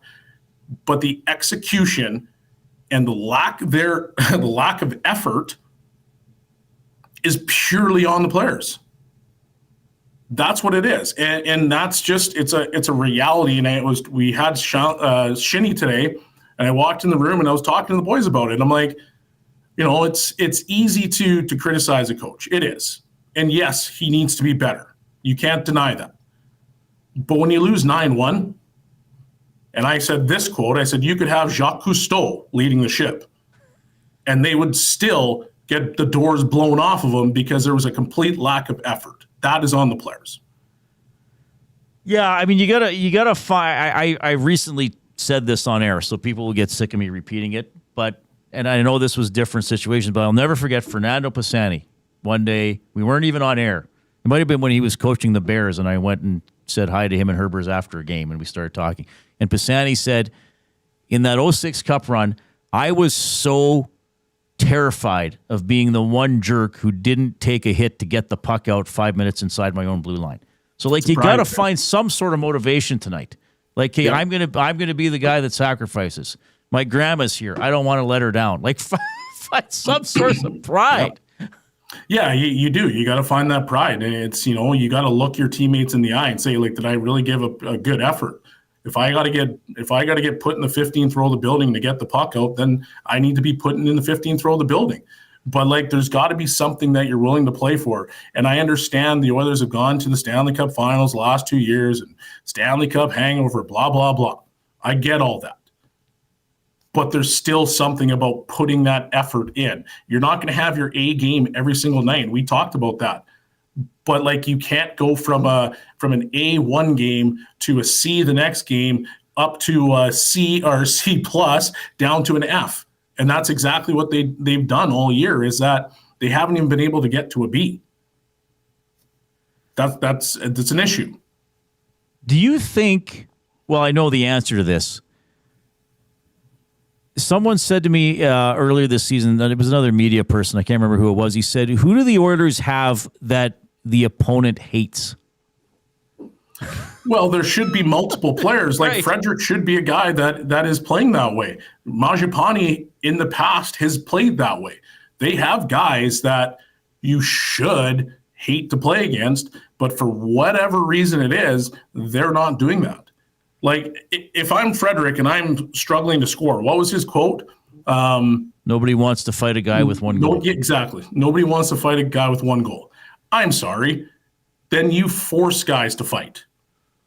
So what does that mean? It means I'm going to go run somebody, their best player if I possibly can. It's 9-1. You bring somebody to you, and that means you got to get in people's face. That means there has to be a pushback. Mangiapane, same thing. When you were in Calgary, we all knew the player that you were. You played in people's faces. That's why people were excited for you to be here. But you're not seeing that side of him. And that is a thing when you look at the Oilers, like that lack of pushback, that was a concern. Now, once again, the game is very different. And I fully understand that it's different. But there's got to be some form of pushback, even if you just have to throw an expletive at somebody. Just do something that shows like, okay, I've had my face rubbed into the sand enough. I'm finally a little bit upset about it. And that's how they should play today.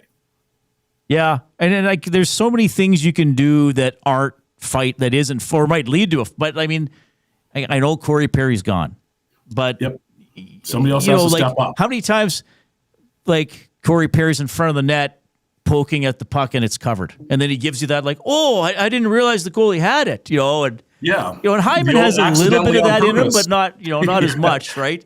Yeah, that's what I thought Mangiapane and Frederick would be, is that they're just around the net. They might not score, maybe even they'd have a drought, but you'd be like, man, oh man, like they're just annoying the other team's goaltender, every single shift on the ice, as opposed to like it's just going so quietly. Apparently, the Blue Jackets have a little bit of an illness going through the locker room. You better get you better get on them tonight. Exactly. You better get on them tonight. Are you at the rink tonight or not?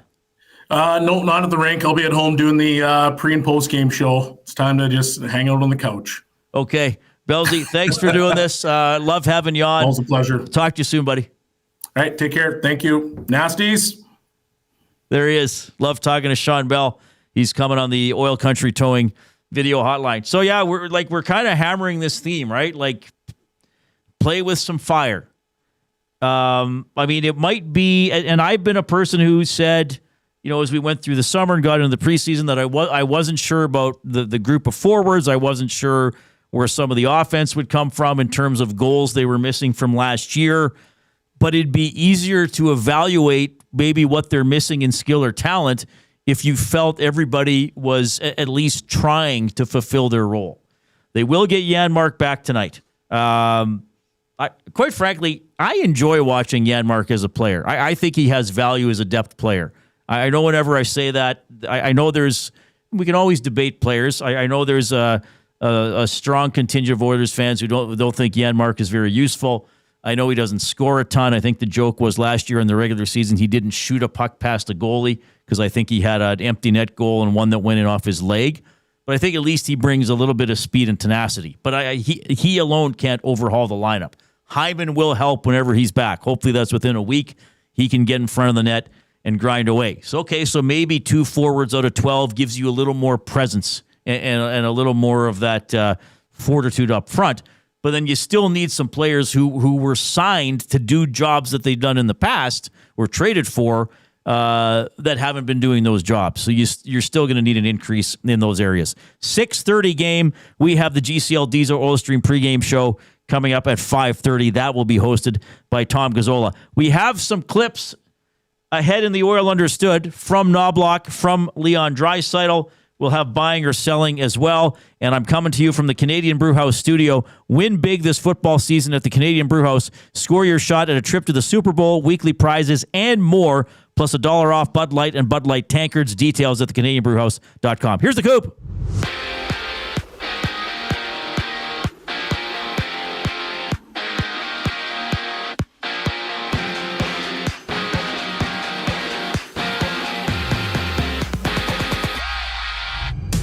Edmonton's Ryan Nugent-Hopkins is out for at least a week with an undisclosed injury, while Matthias Janmark makes his season debut against Columbus. Curtis Lazar also takes David Tomaszek's spot in the lineup as Kasperi Kapanen moves to long-term injured reserve. Previewing the game, Tom Gazola and Ben Thompson go live with the GCL Diesel Oil Stream pregame show. Tune in at 5:30 right here on EST. 3 other games around the league. Vinny Trocheck is back for the Rangers. He's missed the past 14 games with an upper body injury. They play the Predators. Elsewhere, Vegas and Florida match up. CFL news, the Blue Bombers have given the Argos permission to interview head coach Mike O'Shea. NFL news, the Giants have fired head coach Brian Daboll, Mike Kafta, now the interim coach of the team. Meanwhile, Dan Quinn is taking over as the defensive coordinator of the Commanders. On the field tonight, it's the Eagles and Packers kicking off. Join Lieutenant Eric down at Sally's Sports Bar and Lounge at Century Casino on Fort Road for a 6:15 start. And there's 9 games in the NBA. The Bucks and Mavericks butt heads at 6:30.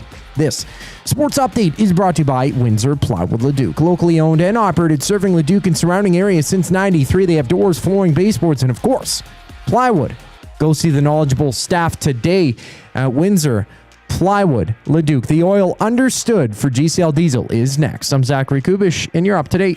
The Nielsen Show with Lieutenant Eric. Chris Johnston, TSN and The Athletic. Doesn't look like they're going to get a chance to properly practice again for about a month. It's a very demanding schedule with the Olympics compressing things, but the Oilers kind of needed to get it together. I mean, I think it's especially imperative when, they have this kind of schedule coming up, because the games are just going to be flying fast and furious after they get through Saturday with Colorado. The Nielsen Show with Lieutenant Eric. Weekday mornings 6 to 9. Only on Edmonton Sports Talk. Your clear choice for Edmonton sports. When you cater with Royal Pizza, you're getting the same great pizzas, pastas, and salads you love, just bigger and built for a crowd. Perfect for teams, offices, or parties, Royal Pizza's catering brings real value around $10 per person. Delicious, high quality, and easy. If you like their pastas, you'll love their catering pastas even more. Visit royalpizza.ca or contact your local store for exact pricing and details. So come on home, Royal Pizza, still making it great. At Firehouse Subs, our subs are freshly toasted, stacked high, and crafted to satisfy. Each sub is piled high with premium meats, melty cheese, and toasted to perfection. Firehouse Subs brings bold flavor to every bite, all served on a freshly toasted roll. But we're not just feeding Edmonton, we're fueling it. Dig into the brisket hat trick, piled with slow-smoked brisket and melty cheese. Or go to the Firehouse Subs fan favorite, the Hook and Ladder. Made to order with smoked turkey, honey ham, and Monterey Jack cheese on a perfectly toasted roll. With 15 Firehouse Sub locations across Edmonton and the greater area, it's easy to grab a hot and hearty sub close to home. Firehouse Subs. Hot, hearty, made to satisfy. When gambling, set a budget before you play. Stay informed and visit GameSenseAB.ca to learn how.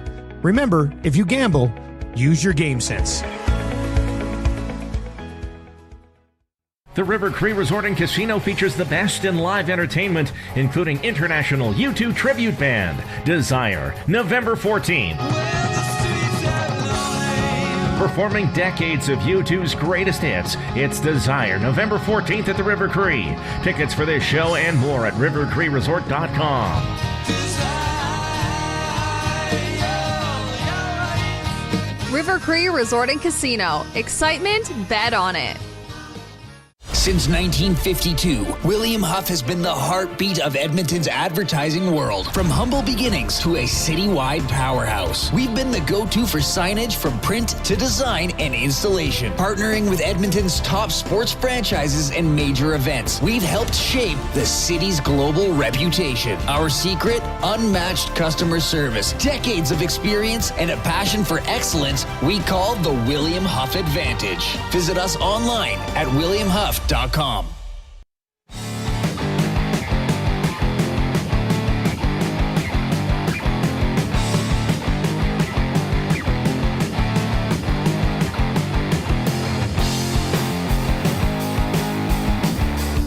hello, all you beautiful people. Hey, when you got a moment today, just take a look in the mirror and remind yourself how beautiful and or handsome you are. Like, take a second. No, really. Take a second. We'll have the oil understood in a couple minutes. Reid Wilkins with you. Jason Milne is off today. The station is off tomorrow to commemorate Remembrance Day, so Jay will return on Wednesday. I think Jay built a fence today. I don't know the story behind it. Well, maybe Coop the Corgi's going nuts, and he's got to fence him in. Yeah. I don't know. He's going to work. Well, given the fact that he put him on the line, Coop the Corgi, on a bet, maybe Coop was Coop was upset, trying to find a new home. Maybe Coop was upset. Yeah, that's a good point. They have to keep him locked in. If you're joining us on iHeartRadio, TuneIn Radio, thank you for using those apps. Remember to let other people know how they can check out Edmonton Sports Talk. Also, YouTube is an option. Subscribe to Edmonton Sports Talk if you haven't already. Please encourage other people in your life to subscribe as well. And remember to click that thumbs up button. Click, click, click. Must you click? Please, please click. Must you click? You must click. Thumb, thumb, thumb. All right. Yes, we want to get to 100 thumbs. So we have enough audience out there that we should be able to get to 100 quickly if everybody went in there and clicked. Now, you can only click once. If you already clicked, here's a pointer. Click share that is right next to the thumbs up button and send this link off to your wife, husband, child, sibling, cousin, aunt, uncle, grandma, grandchildren, and say like, oh, hey, look at the Edmonton Sports Talk. These guys are having fun. They're talking Oilers. They're talking other big sports stories. And then they'll start watching us, and they'll give us thumbs up. It'll build the algorithm, and we'll bring more people into the Edmonton Sports Talk family, join the Nasty Club, all that kind of stuff. Sound fair? Sounds fair. All right, before we get to the Oil Understood, it's kind of some doom and gloom about the Oilers. I think a lot of it is rightfully so. But we do like to have fun as well. So the off-topic topic, we'll do a few here, Coop. The off-topic topic, maybe Tom Gazzola will have his list at 5 o'clock. The off-topic topic for William Huff, it is Sesame Street Day. So give us your line combinations with Sesame Street characters. You don't have to do a full hockey team. I did a top 6. Where's mine? I got too many papers here. My top 6 was Kermit centering Bert and Ernie, because I don't think you can split up Bert and Ernie. And the Count centering Oscar and Elmo. I think you got a bit of an agitating line. Like Oscar will go to the dirty areas. The Count's got a lot of bite in his game. I think Elmo is kind of annoying in his own way. Is it Corky in the Nasty Chat? Says I'd put Elmo in net because who wouldn't want to rip pucks at his head? So that's what do you have coming in 780-218-9999 Coop River Cree Resort and Casino inbox? Yeah, Norman the Combine, he'd say centerman Kermit, winger Count, another winger Elmo, and on defense, the two aliens that say yep. I'm not too sure who those aliens are, but I don't really recall, but we actually got a couple of those with the aliens on the back end as well. Collingwood Rob saying Snuffleupagus in goal because he will cover the entire net. He's a big man. Well, he's not a man. He's a big Muppet. Big Muppet. What is he supposed to be? Like a woolly mammoth or something like that? Yeah, it looks like an anteater almost. I think he's much bigger than an anteater. Yeah. And when I was a kid, people on the show thought Snuffleupagus was Big Bird's imaginary friend because Big Bird would be talking to him and then Snuffy would always leave just when other people came and Big Bird would be like, oh, I was talking to Snuffy, and they'd be like, sure, Big Bird. I don't think that's the case anymore. I think now he's known to be real. Yeah, he's a real Muppet. Little Sesame Street mythology for you, everybody. It's the lore, X-File. yes. Is there a Snuffleupagus? I think there is, but Collingwood Rob, he'd put Big Bird and he put in brackets a la Larry Robinson on the back end. Natural connection there, sure. Oscar on D as well. Cookie Monster there as a second liner. Bert, just mean, and then Grover there as well. Big mean Bert. Timberwoodsman. Staring you down with that monobrow. He's mean looking. I wouldn't want to mess with him either. Timberwoodsman, just, the forward line, Animal, Oscar, and Snuffy. Right, so people are boring from the Muppet Show as well. Yeah, but Animal, the drummer. Right. Matthew Awanek had Elmo centering Kermit and Cookie Monster. Big Bird and Oscar as his number one D pairing, and he has the two-headed monster in net. Remember that? I think there some sort of monster with two heads? Now, was that on the Muppet Show or Sesame Street? We're sort of blurring the lines here. Yeah, I was they're thinking, very close. But here's the thing. No one's picking any humans from Sesame Street. Like, wouldn't Mr. Hooper be the coach? I guess you would have to have him as a coach. When I was a Q, was there? There was Gordon, Susan. I can't remember all of them. There's always humans on Sesame Street too. Who else is on here? No, I had the list of all the characters, but Mex Bezzozu says Snuffleupagus seemed like the elephant in the room. That's pretty good. Diggy Sparks also chipping in. Who's more scared, Grover of monsters or Bouchard of playing defense in his own zone? Oh, that's a good what if, yeah. I think Grover would have some athleticism, but yeah, does he get in there and grind? You know what I mean? Yeah. Could just be a water bug. X-Ray J says Wayne Gretzky was on the show. I do not remember that, but that's Really? cool. Wayne Gretzky made an appearance on Sesame Street. Huh. That would be cool, pretty cool. All right, that is our fun off-topic topic presented by William Huff. VR Montenegro says Linda was another human on Sesame Street. Bob, I don't remember Bob. But I mean, you got to remember, it's been 45 years, 47 years since I watched Sesame Street consistently. So I don't know. Like when I was a kid, Elmo was not on.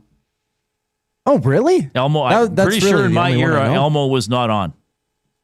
See, I watched it a lot when I was, a very young kid, but I think I grew out of it. There was other, programs that were bigger than Sesame Street was, but some of the main characters like Elmo, Oscar the Grouch, Big Bird, Ernie, those were the mainstay characters. Yeah, more for sure. secondary characters, Bert and Ernie were huge. They were rock stars. Bert and Ernie were bigger, they were bigger than Kiss. Did you know they had a record? They have an album, an LP that they made, Bert and Ernie. Well, they have the Rubber Ducky song. Yes. Pretty classic. I think I have that on vinyl, actually. All right. Let's get into the oil understood for GCL Diesel, providers of the best diesel engine components around. From turbochargers to injectors, fuel pumps to sensors, they are the critical engine component experts. Proud to serve Edmonton and Northern Alberta for over 50 years and now a partner of Edmonton Sports Talk and the Reid Wilkins Show. GCL Diesel. Diesel.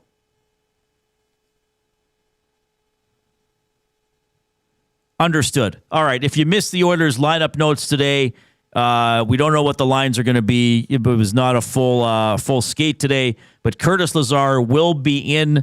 David Tomaszek will come out of the lineup. Matthias Janmark, who's been injured all season, will make his season debut, but Ryan Nugent-Hopkins is out and goes on injured reserve, and the Oilers has also put Kasperi Kapanen, who I don't remember what game he got hurt in. Was it the first game of the year? It was very early in the year. He's been put on LTIR. A little bit from head coach Chris Knobloch on bouncing back from a 9-1 loss. It's embarrassing, but, I hope that caught our guys' attention. I think we've been close to winning a lot of games, and just with the idea that, we're not far off, we'll just continue doing what we're doing, and it'll get better. But when you have a game like that, it really wakes everybody up, and I would hope that it would catch their attention and we would play a lot better, especially paying attention to the details that are so important in having success. All right. Well, you better get their attention. That's what I've been saying. And he talked about the details of the game and another theme of fundamental things that most of these guys have been doing since they were probably very early in minor hockey, working hard along the boards, trying hard to get the puck out, getting to the front of the other team's net, covering the front of your own net. Some very basic things. I mean, what's one of the sayings that sometimes coaches or general managers will say is that we have to be good at the things that require no skill. Not everybody can handle the puck like Connor McDavid can, or pass like Leon Draisaitl, or shoot like we saw McCarr shoot the other night, or come in with blazing speed like we saw McKinnon doing the other night. Most players can't do that, but most players can, especially if you're a defenseman, be in front of your own net and be like, I got to cover this guy. I got to make it very difficult for him to score. Most players can try really hard to get to the front of the other team's net and try to score on a rebound or bother a goalie.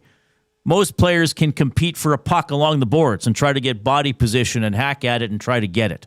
That doesn't require skill. That requires the willingness to do it. That requires the belief to do it, the give-a-care to do it. So, I think those are some of the details that Knobloch is talking about. A lot of criticism of Trent Frederick who has one goal, has not been overly noticeable the large majority of the time. Knobloch was asked about him. We would like more out of Trent. I think he feels that he's not playing up the way he should be playing. What's Trent's game? Yes, he should be chipping in occasionally offensively. We'd probably expect, 10, 15 goals from him would be what we would expect from him. But also a little more tenacity, a little more physicality. I don't think he's been moving his feet as well as he should be. And the more he's moving his feet, the more he's getting in on the forecheck, breaking up plays, allowing a little more time in the offensive zone. So, and also when the guys that he's playing with are playing better too, gives him an opportunity. So, yeah, there's a lot of guys in that on our team that can step up, and he is one of them. Well, there's no doubt about that. And Knobloch talked there about moving his feet. Now, he had the high ankle sprain.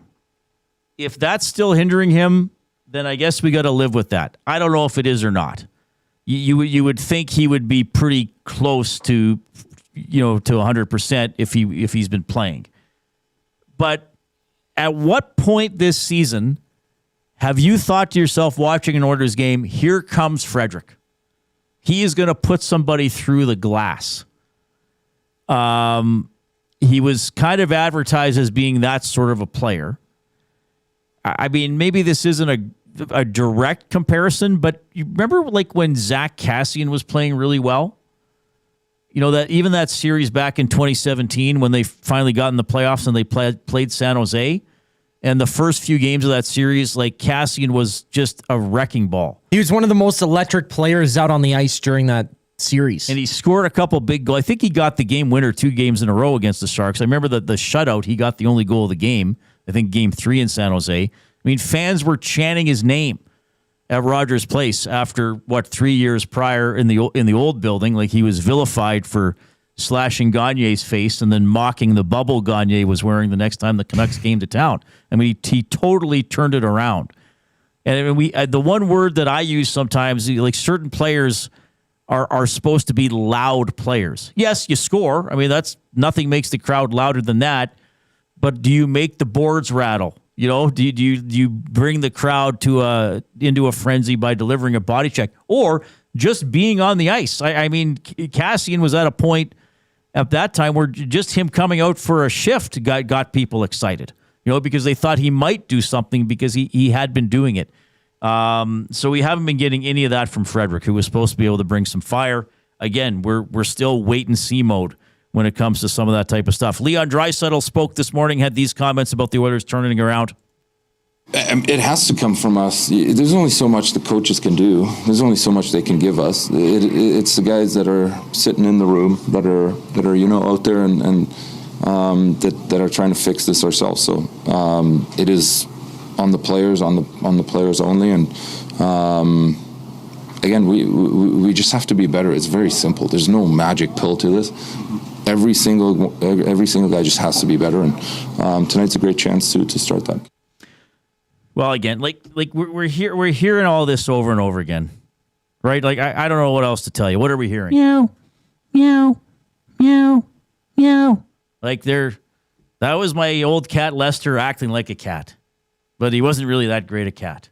The Oilers are saying the things that make them sound like hockey players, that make them sound like an NHL team. But they're not going out there and executing those things. So maybe tonight's the night. Knobloch was also asked this morning about the defense core. Has the Oilers' D core been good enough? I think we've got off to a slow start. Our defense group included, and there's stretches where one guy was playing but poorly, and then the next guy, and then collectively just not all giving everything they got. Not that they don't care. That's not that at all. But just a lot of it is the confidence on getting the job done. And, we feel our strength. Obviously, Connor and Leon are the identity of our team. They are when you think of the Edmonton Oilers, those are the two names that pop out. But right after that, it should be our our 6 defensemen that are playing each night, because we feel that they can be among the best in the league every single night. All right. A lot of things to criticize about the Oilers for sure. The defense core, I think, was supposed to be one that could get the puck up the ice and transition it. That really hasn't been happening enough. And then we've seen really all of them at some point. I know Bouchard gets a lot of fingers pointed at him, but I think there have been mistakes by pretty much all the guys at some point through the course of this season. We'll see what they do tonight against the Blue Jackets. It's a 6:30 game. Oil Stream GCL Diesel pregame show at 5:30, so in less than an hour with Tom Gazzola. Another clue, Coop. Is this clue number 3? Yes. Hudson's Straight. Canada's Pub mystery athlete of the game. Third clue, 7 Grand Slam titles. 7 Grand Slam titles. So the clues are tennis, Australia, and 7 Grand Slam titles. You must text your guesses to the River Cree Resort and Casino inbox, 780-218-9999. Maximum 3 guesses per person. The Coob is keeping an eye on things. Coob, keep a close eye. This might be it. Tennis, Australia, 7 Grand Slam titles. Okay? And then if this doesn't get it, the last clue, I think, will give it away. But I think somebody's going to figure it out here. All right? We'll give the next clue just before 5. Okay. If nobody gets it in the next segment. We got buying or selling for GCL Diesel. And even though Jay is away, we're going to have Jay's play of the day. Here's the sports update.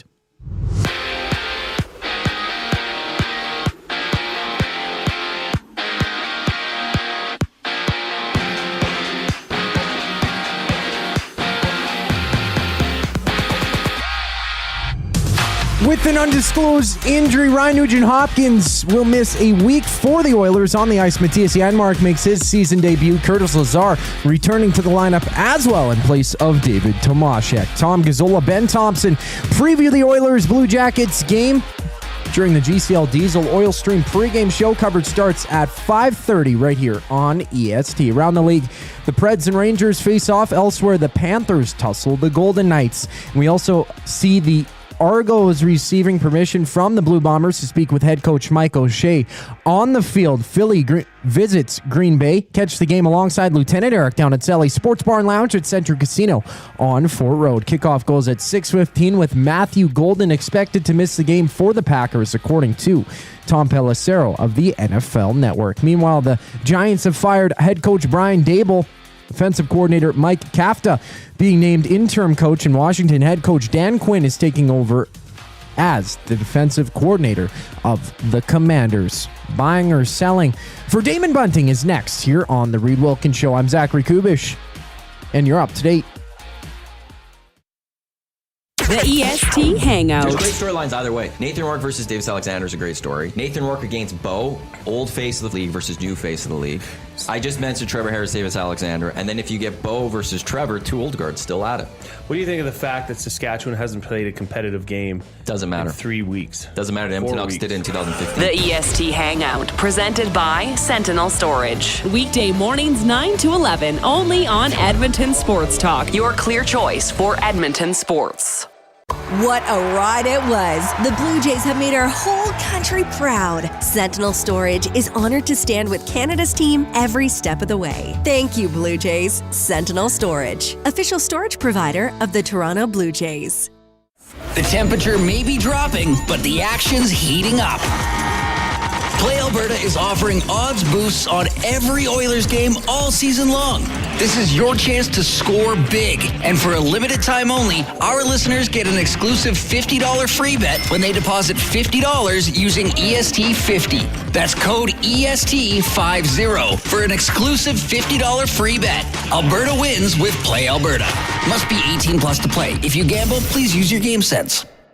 EST Afternoons. That Edmonton Oilers performance over the weekend. Is this rock bottom? I have no clue. With this group, I don't know. The PK went 7 for 7, which is a bright spot, I guess. The goaltending stinks. The defensive game of the Edmonton Oilers, whether if you want to talk about the 6 defensemen or the whole as a 5, non-existent. There's no heart. There's no emotion. The give a crap factor is at an all-time low. EST Afternoons, weekday afternoons 1 to 3, only on Edmonton Sports Talk. Your clear choice for Edmonton sports. Where holiday cheer meets great beer. This season, celebrate at the Canadian Brewhouse. From plated dinners and festive buffets to casual pub-style parties, we've got the perfect space for your crew. Book your holiday party today at thecanadianbrewhouse.com.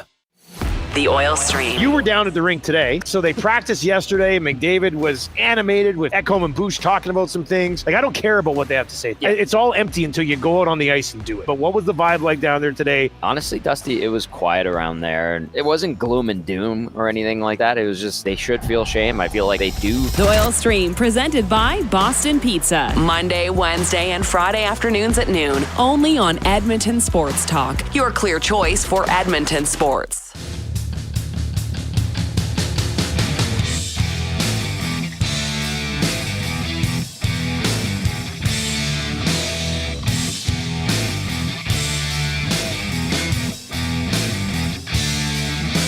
All right. Appreciate you checking out the show. Jason Milne is off today. Reid Wilkins with you. Zach Kubish is at the Edmonton Sports Talk technical desk. Remember, you can send us a text, 780-218-9999. The afternoon inbox presented by River Cree Resort and Casino, home of Tap 25 Restaurant, $18.99 prime rib special, 7 days a week, except show nights from 11:30 in the morning to 11 at night. That's available for dine-in and takeout. That's where people have been sending their guesses for the Hudson's Canada's Pub Mystery Athlete of the Game. We have a winner, Coob. Who is it? Dun, da, da, da. Casino Dealer J gets it. Good stuff. And the winner is, or the name is, the mystery athlete is, well, I botched that unveil, eh? That's all good. Don't ever invite me to your gender reveal.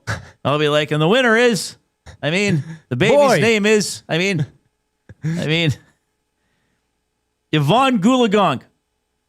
Or Yvonne Goolagong Collie, as her name was, I believe, after she got married. So, somebody just put it in the nasty chat as well, but you can only win by texting. Mm-hmm. So, tennis, Australia, she's Australian, had 7 Grand Slam titles, and then the last title, or the last clue, if we would have needed it, was female. So Casino Dealer J gets the $25 gift card to Hudson's Canada's Pub. There's the live studio audience applauding. Yay! That's some great stuff. All right, we'll have 2 more mystery athletes this week. We got a busy week because they're in Philly on Wednesday, and then they play Columbus again, this time on the road on Thursday. So 2 more mystery athletes of the game for Hudson's Canada's Pub coming up. Good stuff. Okay, I got to do this here. It's Jay, it's play, he's Jay, it's today. It's Jay's play of the day. It's Jay's play of the day. Jay's play of the day. It is presented by Play Alberta. Why limit your choices? You can have it all. Play Alberta is your go-to app for casino games, sports betting, and lottery, all in one place. With easy access to real money games, you can enjoy everything Alberta has to offer right at your fingertips. Download Play Alberta now and start playing today. So you go to Play Alberta, either the app or the website. You go to daily specials. You go to EST specials. Jay's play of the day is for Jack Roslovic to get a point in this game. It is boosted. Now, I don't do the odds the way most people do them. The odds are 1.8 to 1. I don't do the plus minus stuff. I do it the old fashioned. What do I do it the American way or the English way? Somebody will tell me in the nasty chat. And somebody will tell me what the plus or minus is because they will be in there. They'll know what it is. Jack Roslovic to get a point in today's game. That's it. And spite play. I guess it is a bit of a spite play. The former Blue Jacket. Because how many games did he play for the Blue Jacket? Quite a few, wouldn't it? Wouldn't it not be? Let me double check here. Roslovic played, 246 games as a Blue Jacket.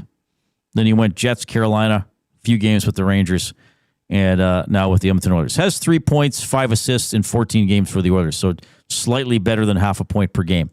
So now which one I do it like I say it's 2-1 or it's 3-1. In my mind I don't do the plus minus. I still have to try to flip that in my head. Does that make me old fashioned or newfangled? Or just irrelevant? Probably makes me old fashioned. Yeah, somewhere in the middle. It's more old fashioned. When I first discovered betting, I guess you could say. I mean, I'm only 22 years old, but it's always been the plus number. Betting was just invented 23 years ago. Totally. Coop. Yeah, there was never behind, the back plays or anything like that for years. You'd never go. You're not hanging out with Chet Palmer's brother-in-law. Yeah, well, hey, have I got a deal for you, Coop? All right, so somebody tell me if I'm using the American or the UK system. Jay's play of the day, Jack Roslovic to get a point, 1.8. The odds. And that's minus 125. Minus 125. Okay, so there we go. That is Jay's play of the day presented by Play Alberta. Don't forget to use your game sense. It's Jay, it's play, he's Jay, it's today. It's Jay's play of the day. It's Jay's play of the day. Jay's play of the day. Amishman 19 in the Nasty Chat. And by the way, if you are in the Nasty Chat or on YouTube, give us a thumbs up. We need 10 thumbs for 100. Let's just get it done by the top of the hour. That'd be amazing to get to 100 in an abbreviated show. Amishman 19 says, when Coob discovered betting at the bright age of 3. Oh, I bet. In the back alley, betting on... I bet my Monopoly money. Betting on what flavor the chocolate milk would be. Well, I guess it'd be chocolate. But at that time, you didn't know. That would be an easy bet. Yeah. I got all my money back. Yeah, it was always an even money bet. Yeah, it was like the plastic You just got your money back. You didn't even win anything. No, actually, growing up, I used to play fake poker with like plastic coins that you'd get. You get the fake cash registers and stuff like that. But I'd be a mob boss, playing the poker. How old were you doing this? I was about. And who were you playing against? 9 or Just 10. Imaginary opponents? My buddy would come over and I'm like, oh, that card looks better than. Were you using that actual one. cards? Yes. Okay. Yeah, we'd mix them in, but we didn't know the hands. So I'd be like, that mine's better than yours. Oh, you would so just give me argue your money. about it. Yeah. we go about our business. Rock a fedora or two. Chris says he was betting on marbles as a child. Yeah, I guess you could do that. Yeah, that would probably. Well, WST does the marble race, right? I can't remember what day of the week they do that. Matt Hyman will know. I've been told a few times to try and get into that, but I haven't. Yeah, you get assigned a marble, and it's digital, right? Wow. But it's quite fun to watch. That's marvelous. Oh, Coop. You're trying to be the next Gene Principe. That's amazing. Yeah. Okay, Oilers coming up 6:30 tonight. I'll be heading to the rink as soon as this show ends at 5:30. Tom Gazola is going to take over the stream then, but he's also going to do a little bit of a preview with us coming up just after 5 o'clock. Buying or selling, presented by Damon Bunting, a consistent top-producing realtor in the greater Edmonton area for over 18 years. He and his team would love to help you find that right home or make the move from your current home. Community-driven, he understands what it takes to make a difference in our city. Check him out, DamonBunting.com, Instagram handle, Damon Bunting Real Estate. Damon was in studio last week, does a great job with a lot of his work in the community as well. So, if somebody's looking to buy or sell a home, go to DamonBunting.com. Coop, and I want people to participate in the Nasty Chat and also by texting 780-218-9999, River Cree Resort and Casino inbox. Buying or selling? There's a fight in tonight's game. Buying. I think the Oilers need a fight. They need something to spark their game. If they start slow in the contest, somebody off the bench has to get out there and drop the mitts. If they look exactly like they did against Colorado on Saturday, then there has to be a response. There has to be an answer. And if there isn't a fight and they just show up and, take the hits and let players walk them down the ice and get behind early in the game and they have nothing to say for it and they just stand there like the teacher isn't going to help you. If sometimes if you're getting pushed around in the playground, you got to step up and push back. I am selling. Now, quite frankly, I don't expect the Oilers to play much better tonight than they did on Monday. I think they're just in a funk, and no one's taking the initiative to get out of it. And it's not always about fighting, but you'd like to see some sort of a spark, and just trying to grab somebody and force them to fight you might be a way to do it. I don't see it. I'm selling. I'm selling that they're even going to come out and hit. I honestly think, I hate to say this, I think 5 minutes into the game, we're going to be sitting there thinking, what the hell? They're playing the same way they played against the Avalanche. Now, they won't be playing against as good a team, but I'm not doing this to be negative or try to get attention. I'm doing this based on my observations. Prove me wrong. Well, the team hasn't showed you otherwise. Prove me wrong. You know, it's like a year ago, the power play didn't start well, and I kept saying, I think the power play is going to turn around. What was I basing that on? That they've had a good power play for several years. And it did get better. It didn't get quite as good as it was previous years. So if I see evidence of something, I'm going to base my my speculation on that. So I'm going to sell that. That's a very logical way to look at it. Well, I am part Vulcan. I was born on Vulcan. I said, I don't know if that's the name of their planet or not. I can't remember. Buying or selling. Saskatchewan didn't win the West Final. BC lost it. Ooh. I mean, I think they came out and won. They have a great team overall, and I'm just saying this. That last drive, first of all, great job by the Riders at the end of the game. Yeah. Inside the 5 or the 10, kicked the field goal. Went 2 and out. Punted also in the last 3 minutes. Corey Mace believed we can get the stop and still go down and win. But that last drive, they had about 75 yards to go. They had just over a minute. What is Trevor Harris good at? Sitting back and picking apart a defense. And that's the defense the BC Lions called. A defense that let them do that. They didn't pressure until they got down to the goal line, and Harris gladly threw 5 to 15-yard passes and moved it down the field. So, and I got somebody was texting me who follows the CFL very closely, who knows the league, and who I would trust. And he said, watch Benavides blow it. Watch Benavides be too passive with his defense and lets Harris win the game. All right, you got one for me? Yes, I do.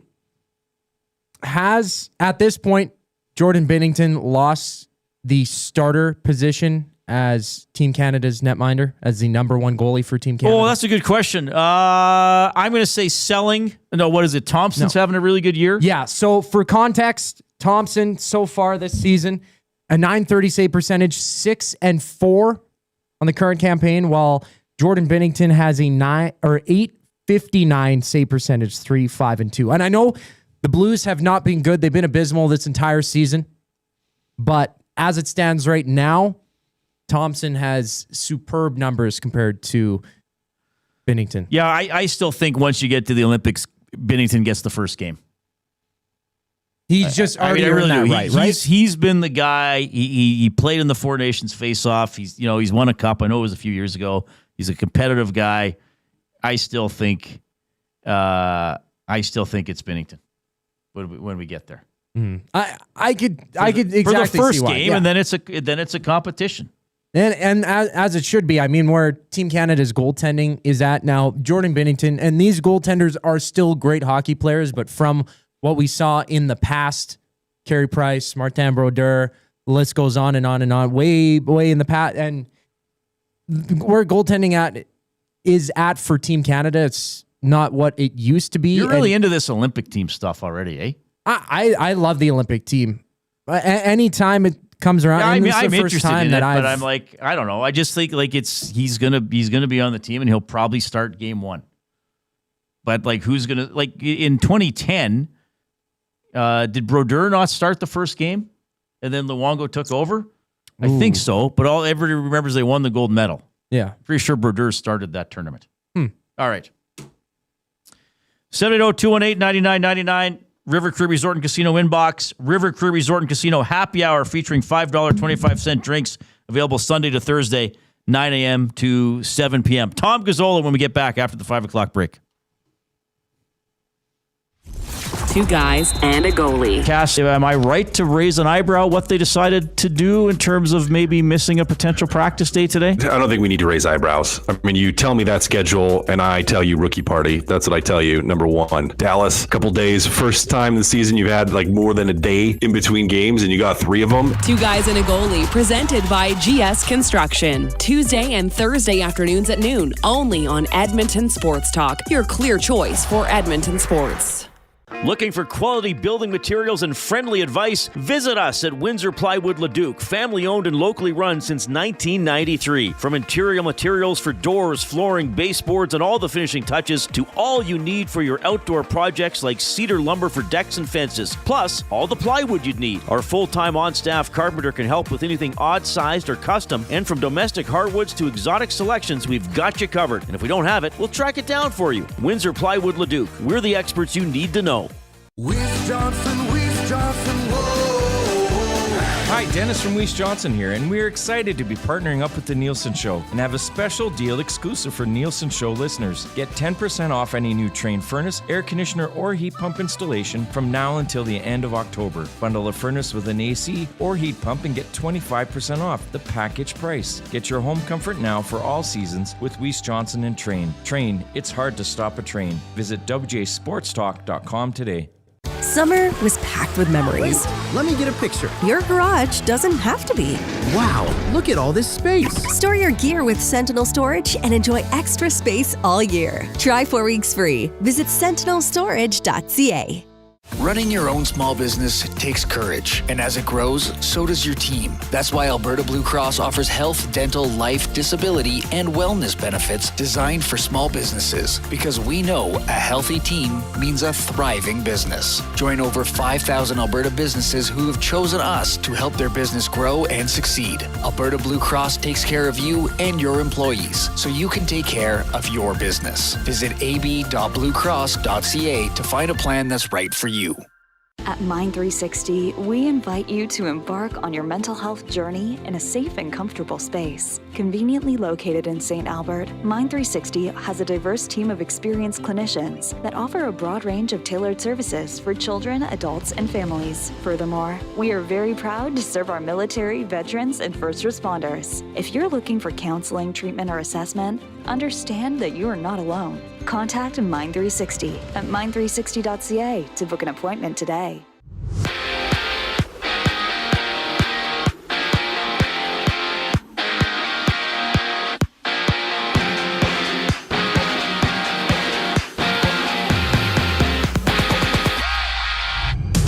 No Ryan Nugent-Hopkins for the Oilers against the Blue Jackets. He's out for a week with an undisclosed injury. For the game, Matthias Janmark makes his season debut while David Tomaszek heads to the press box. It's Curtis Lazar taking his spot. Tune into the GCL Diesel Oil Stream pregame show. Tom Gazzola, Ben Thompson tee up the game at 5:30 only on EST. 3 other games around the league. The Islanders and Devils hit the ice while the Golden Knights take on the Panthers. And in the CFL, it's the Argonauts receiving permission to speak with Blue Bombers head coach Mike O'Shea. Down south, Garrett Wilson is expected to miss 3 to 4 weeks for the Jets with a right knee sprain. Meanwhile, Joe Burrow is back at practice, being out since week 2 following a toe surgery. He's eligible to be activated by the Bengals within the next 3 weeks. Tonight, it's the Eagles and Packers going at it. Matthew Golden expected to miss the game for Green Bay, according to Tom Pelissero of the NFL Network. Swing by Sally's Sports Bar and Lounge at Century Casino on Fort Road to join Lieutenant Eric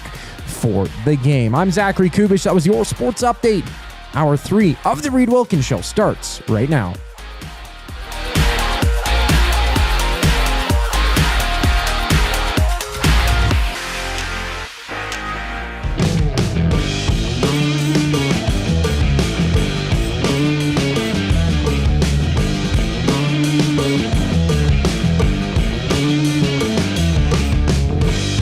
All right, well, I'm just seeing here, there are these screens. Somebody put it in the nasty chat, and I was like, I don't think so. It was close, but now apparently there's some possible footage of the Saskatchewan touchdown catch at the end of the game hitting the ground. I thought he had it. Like, it was close, but I thought he was able to keep it against his body. But look, if video replay, if it isn't conclusive, you can't sit there and review it all day. It was close.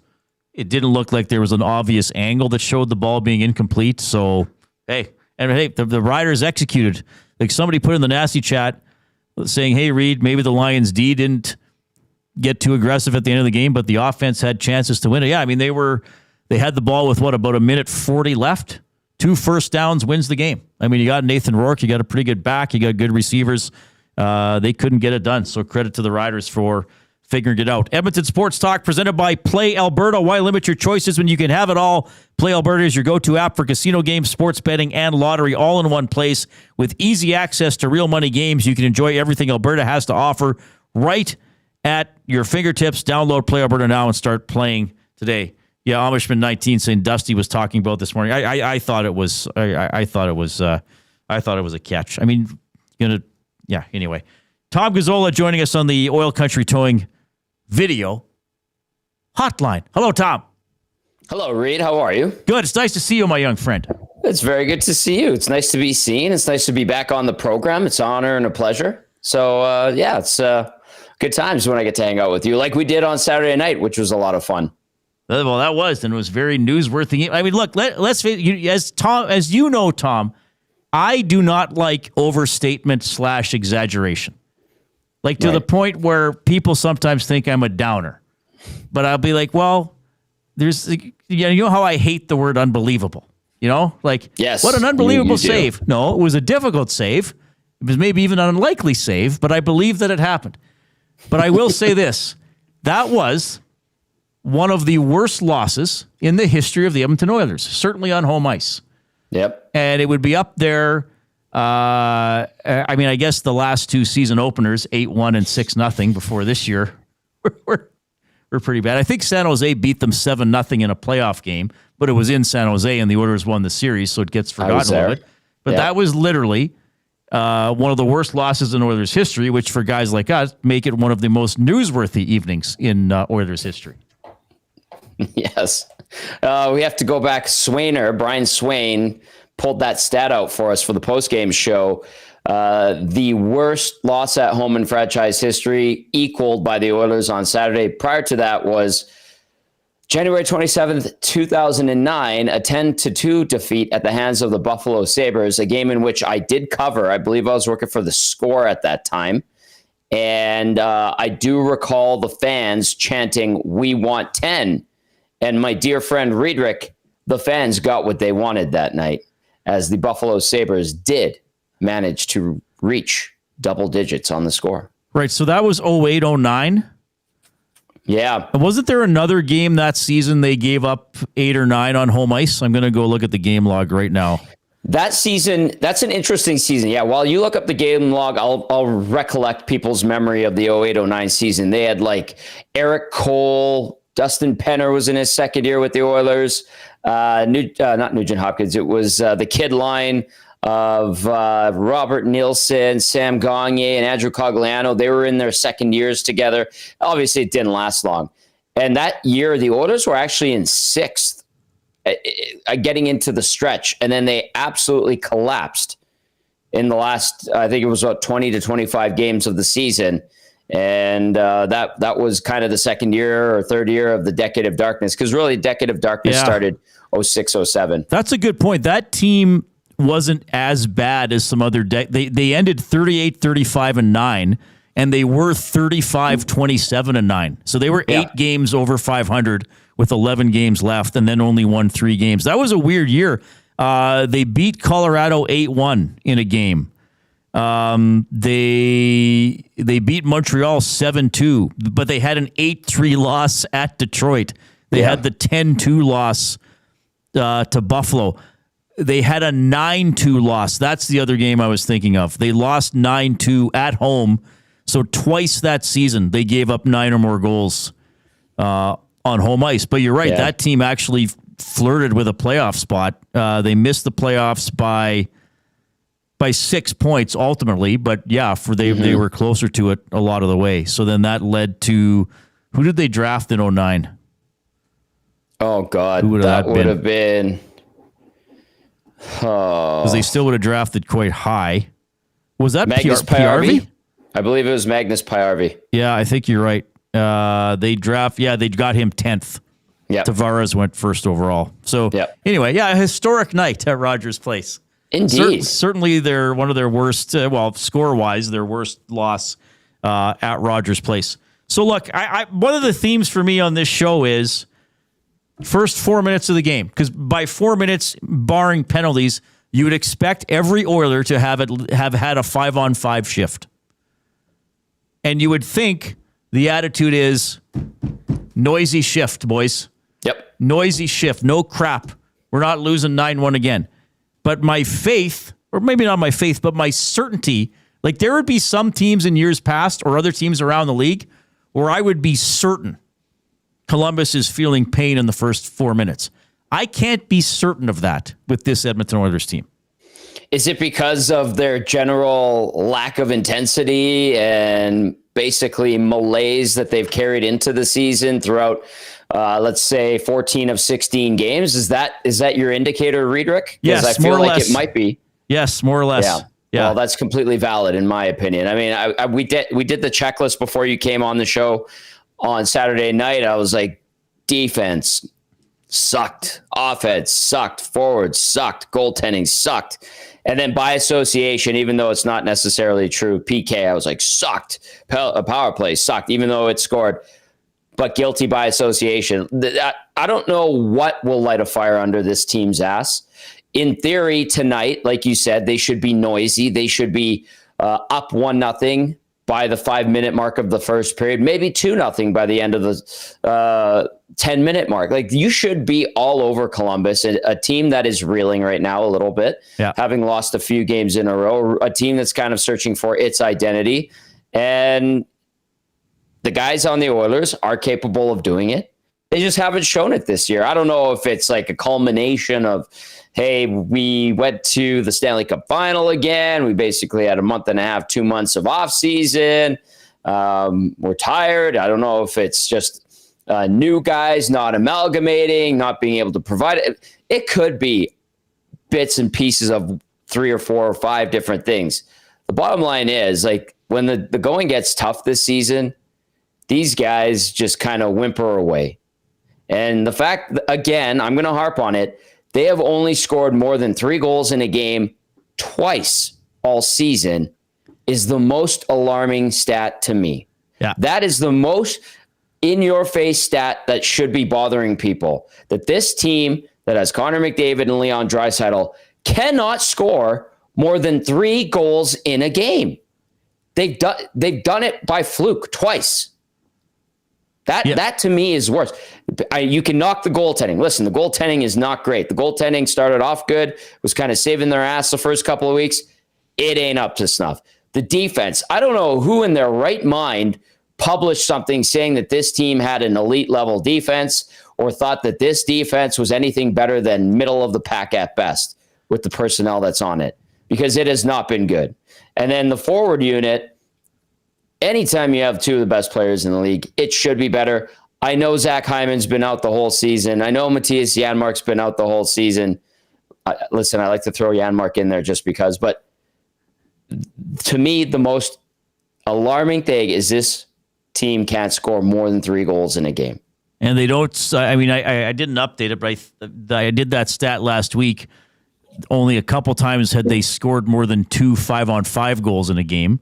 In most games, they had 1 or 0 5-on-5 goals in a game. So that's another thing as well. Janmark will be back in tonight, but you lose Nuge. Lazar is going to come in, and David Tomaszek, who probably 5 years from now will be a footnote to a trivia question that you and I are asking each other over pints, is going to be scratched. Yep. All right, what do you have coming up on your show?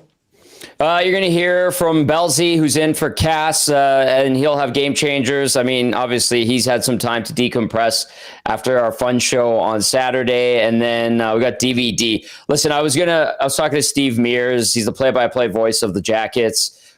They play the Jackets again in a couple of days. Tonight is about the Oilers.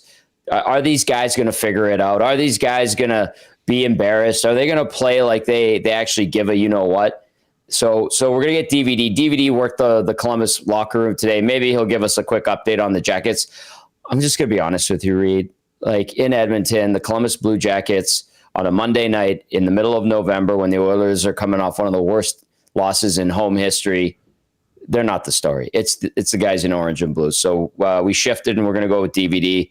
And he covered that game back in 2009. He has witnessed this team throughout the decade of darkness. He's seen some good times and some bad. So we're going to have DVD and Belsey on. It's going to be a great 1-2 punch. And then, of course, we'll take some input from our audience, whether it's via the nasty chat or the inbox. Yeah, man. Like, I'll recap this in case you missed it off the top. Prime Monday Night Hockey. Relatively new program, Tom. Now, the Oilers played other games on a Monday last season, so this is not a day of the week thing. This is specific to Prime Monday Night Hockey.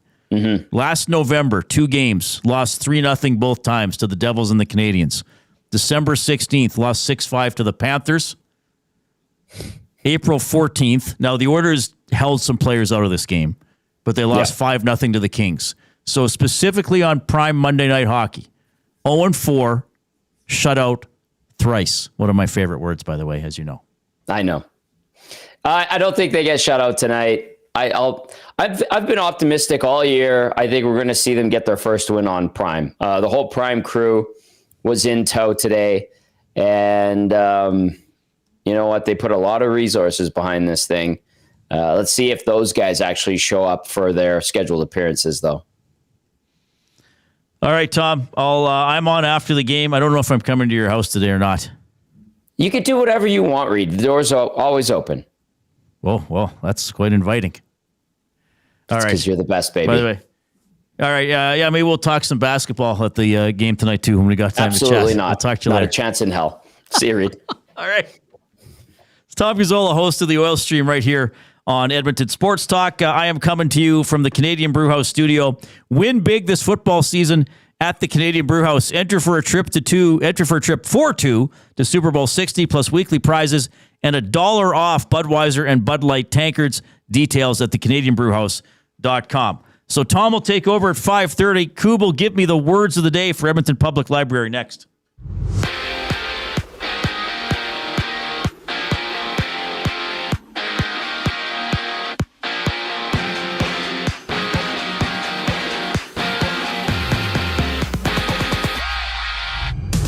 Edmonton's Ryan Nugent-Hopkins is out at least a week with an undisclosed injury.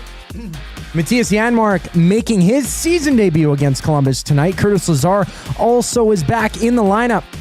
David Tomaszek taking the seat in the press box. Previewing the game, Tom Gazzola, Ben Thompson, they go live with the GCL Diesel Oil Stream pregame show at 5:30. Tune in right here on EST, and 2 games are live right now in the NHL.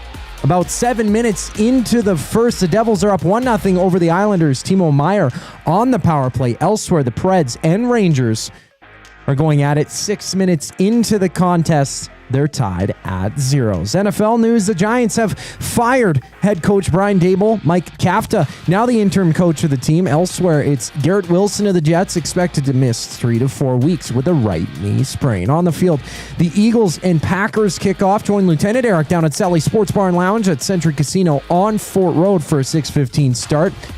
And in the association, there's 3 games underway, including the Lakers up 19-16 over the Hornets with 7 minutes left to go in the first. The words of the day up next here on The Reid Wilkins Show. I'm Zachary Kubish, and you're up to date. Temperature may be dropping, but the action's heating up.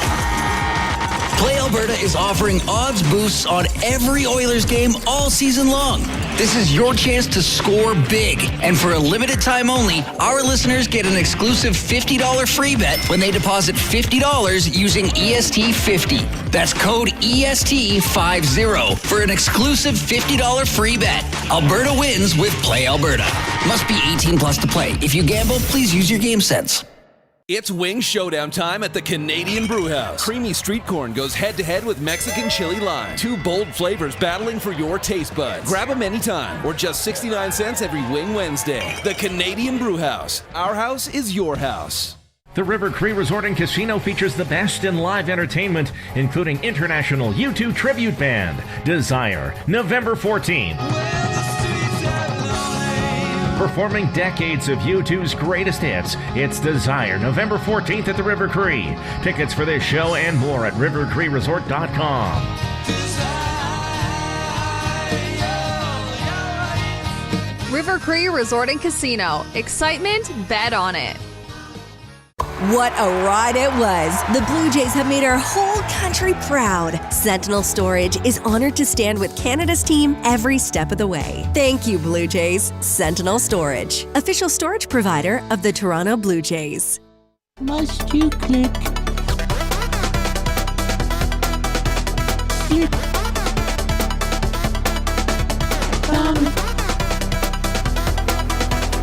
Must you click? All right, I don't know what happened. The thumb click remix. We're at 99 thumbs. We were like at 97 at 5:05. Let's get to 100 in the next 5. Let's everybody rally. Let's get way over 100. Don't be a pleasure delayer. Well, you already have been. Now you got to go on a late rally. You got to drive the field late with your thumbs in the air.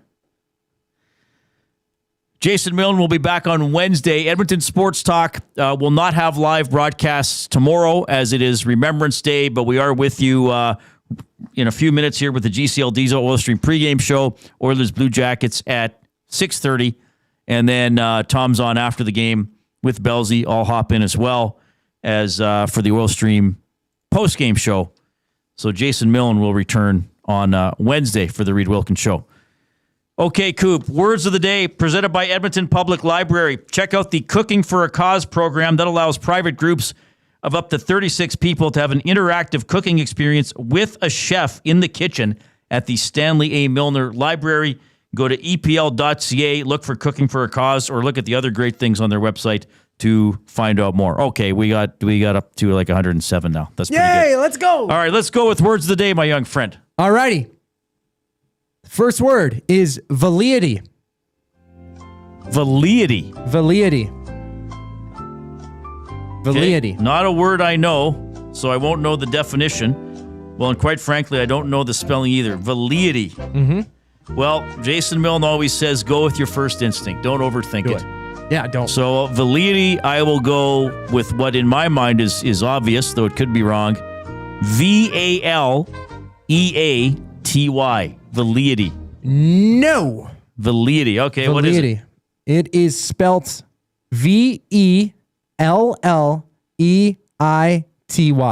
Validity. I wasn't even close.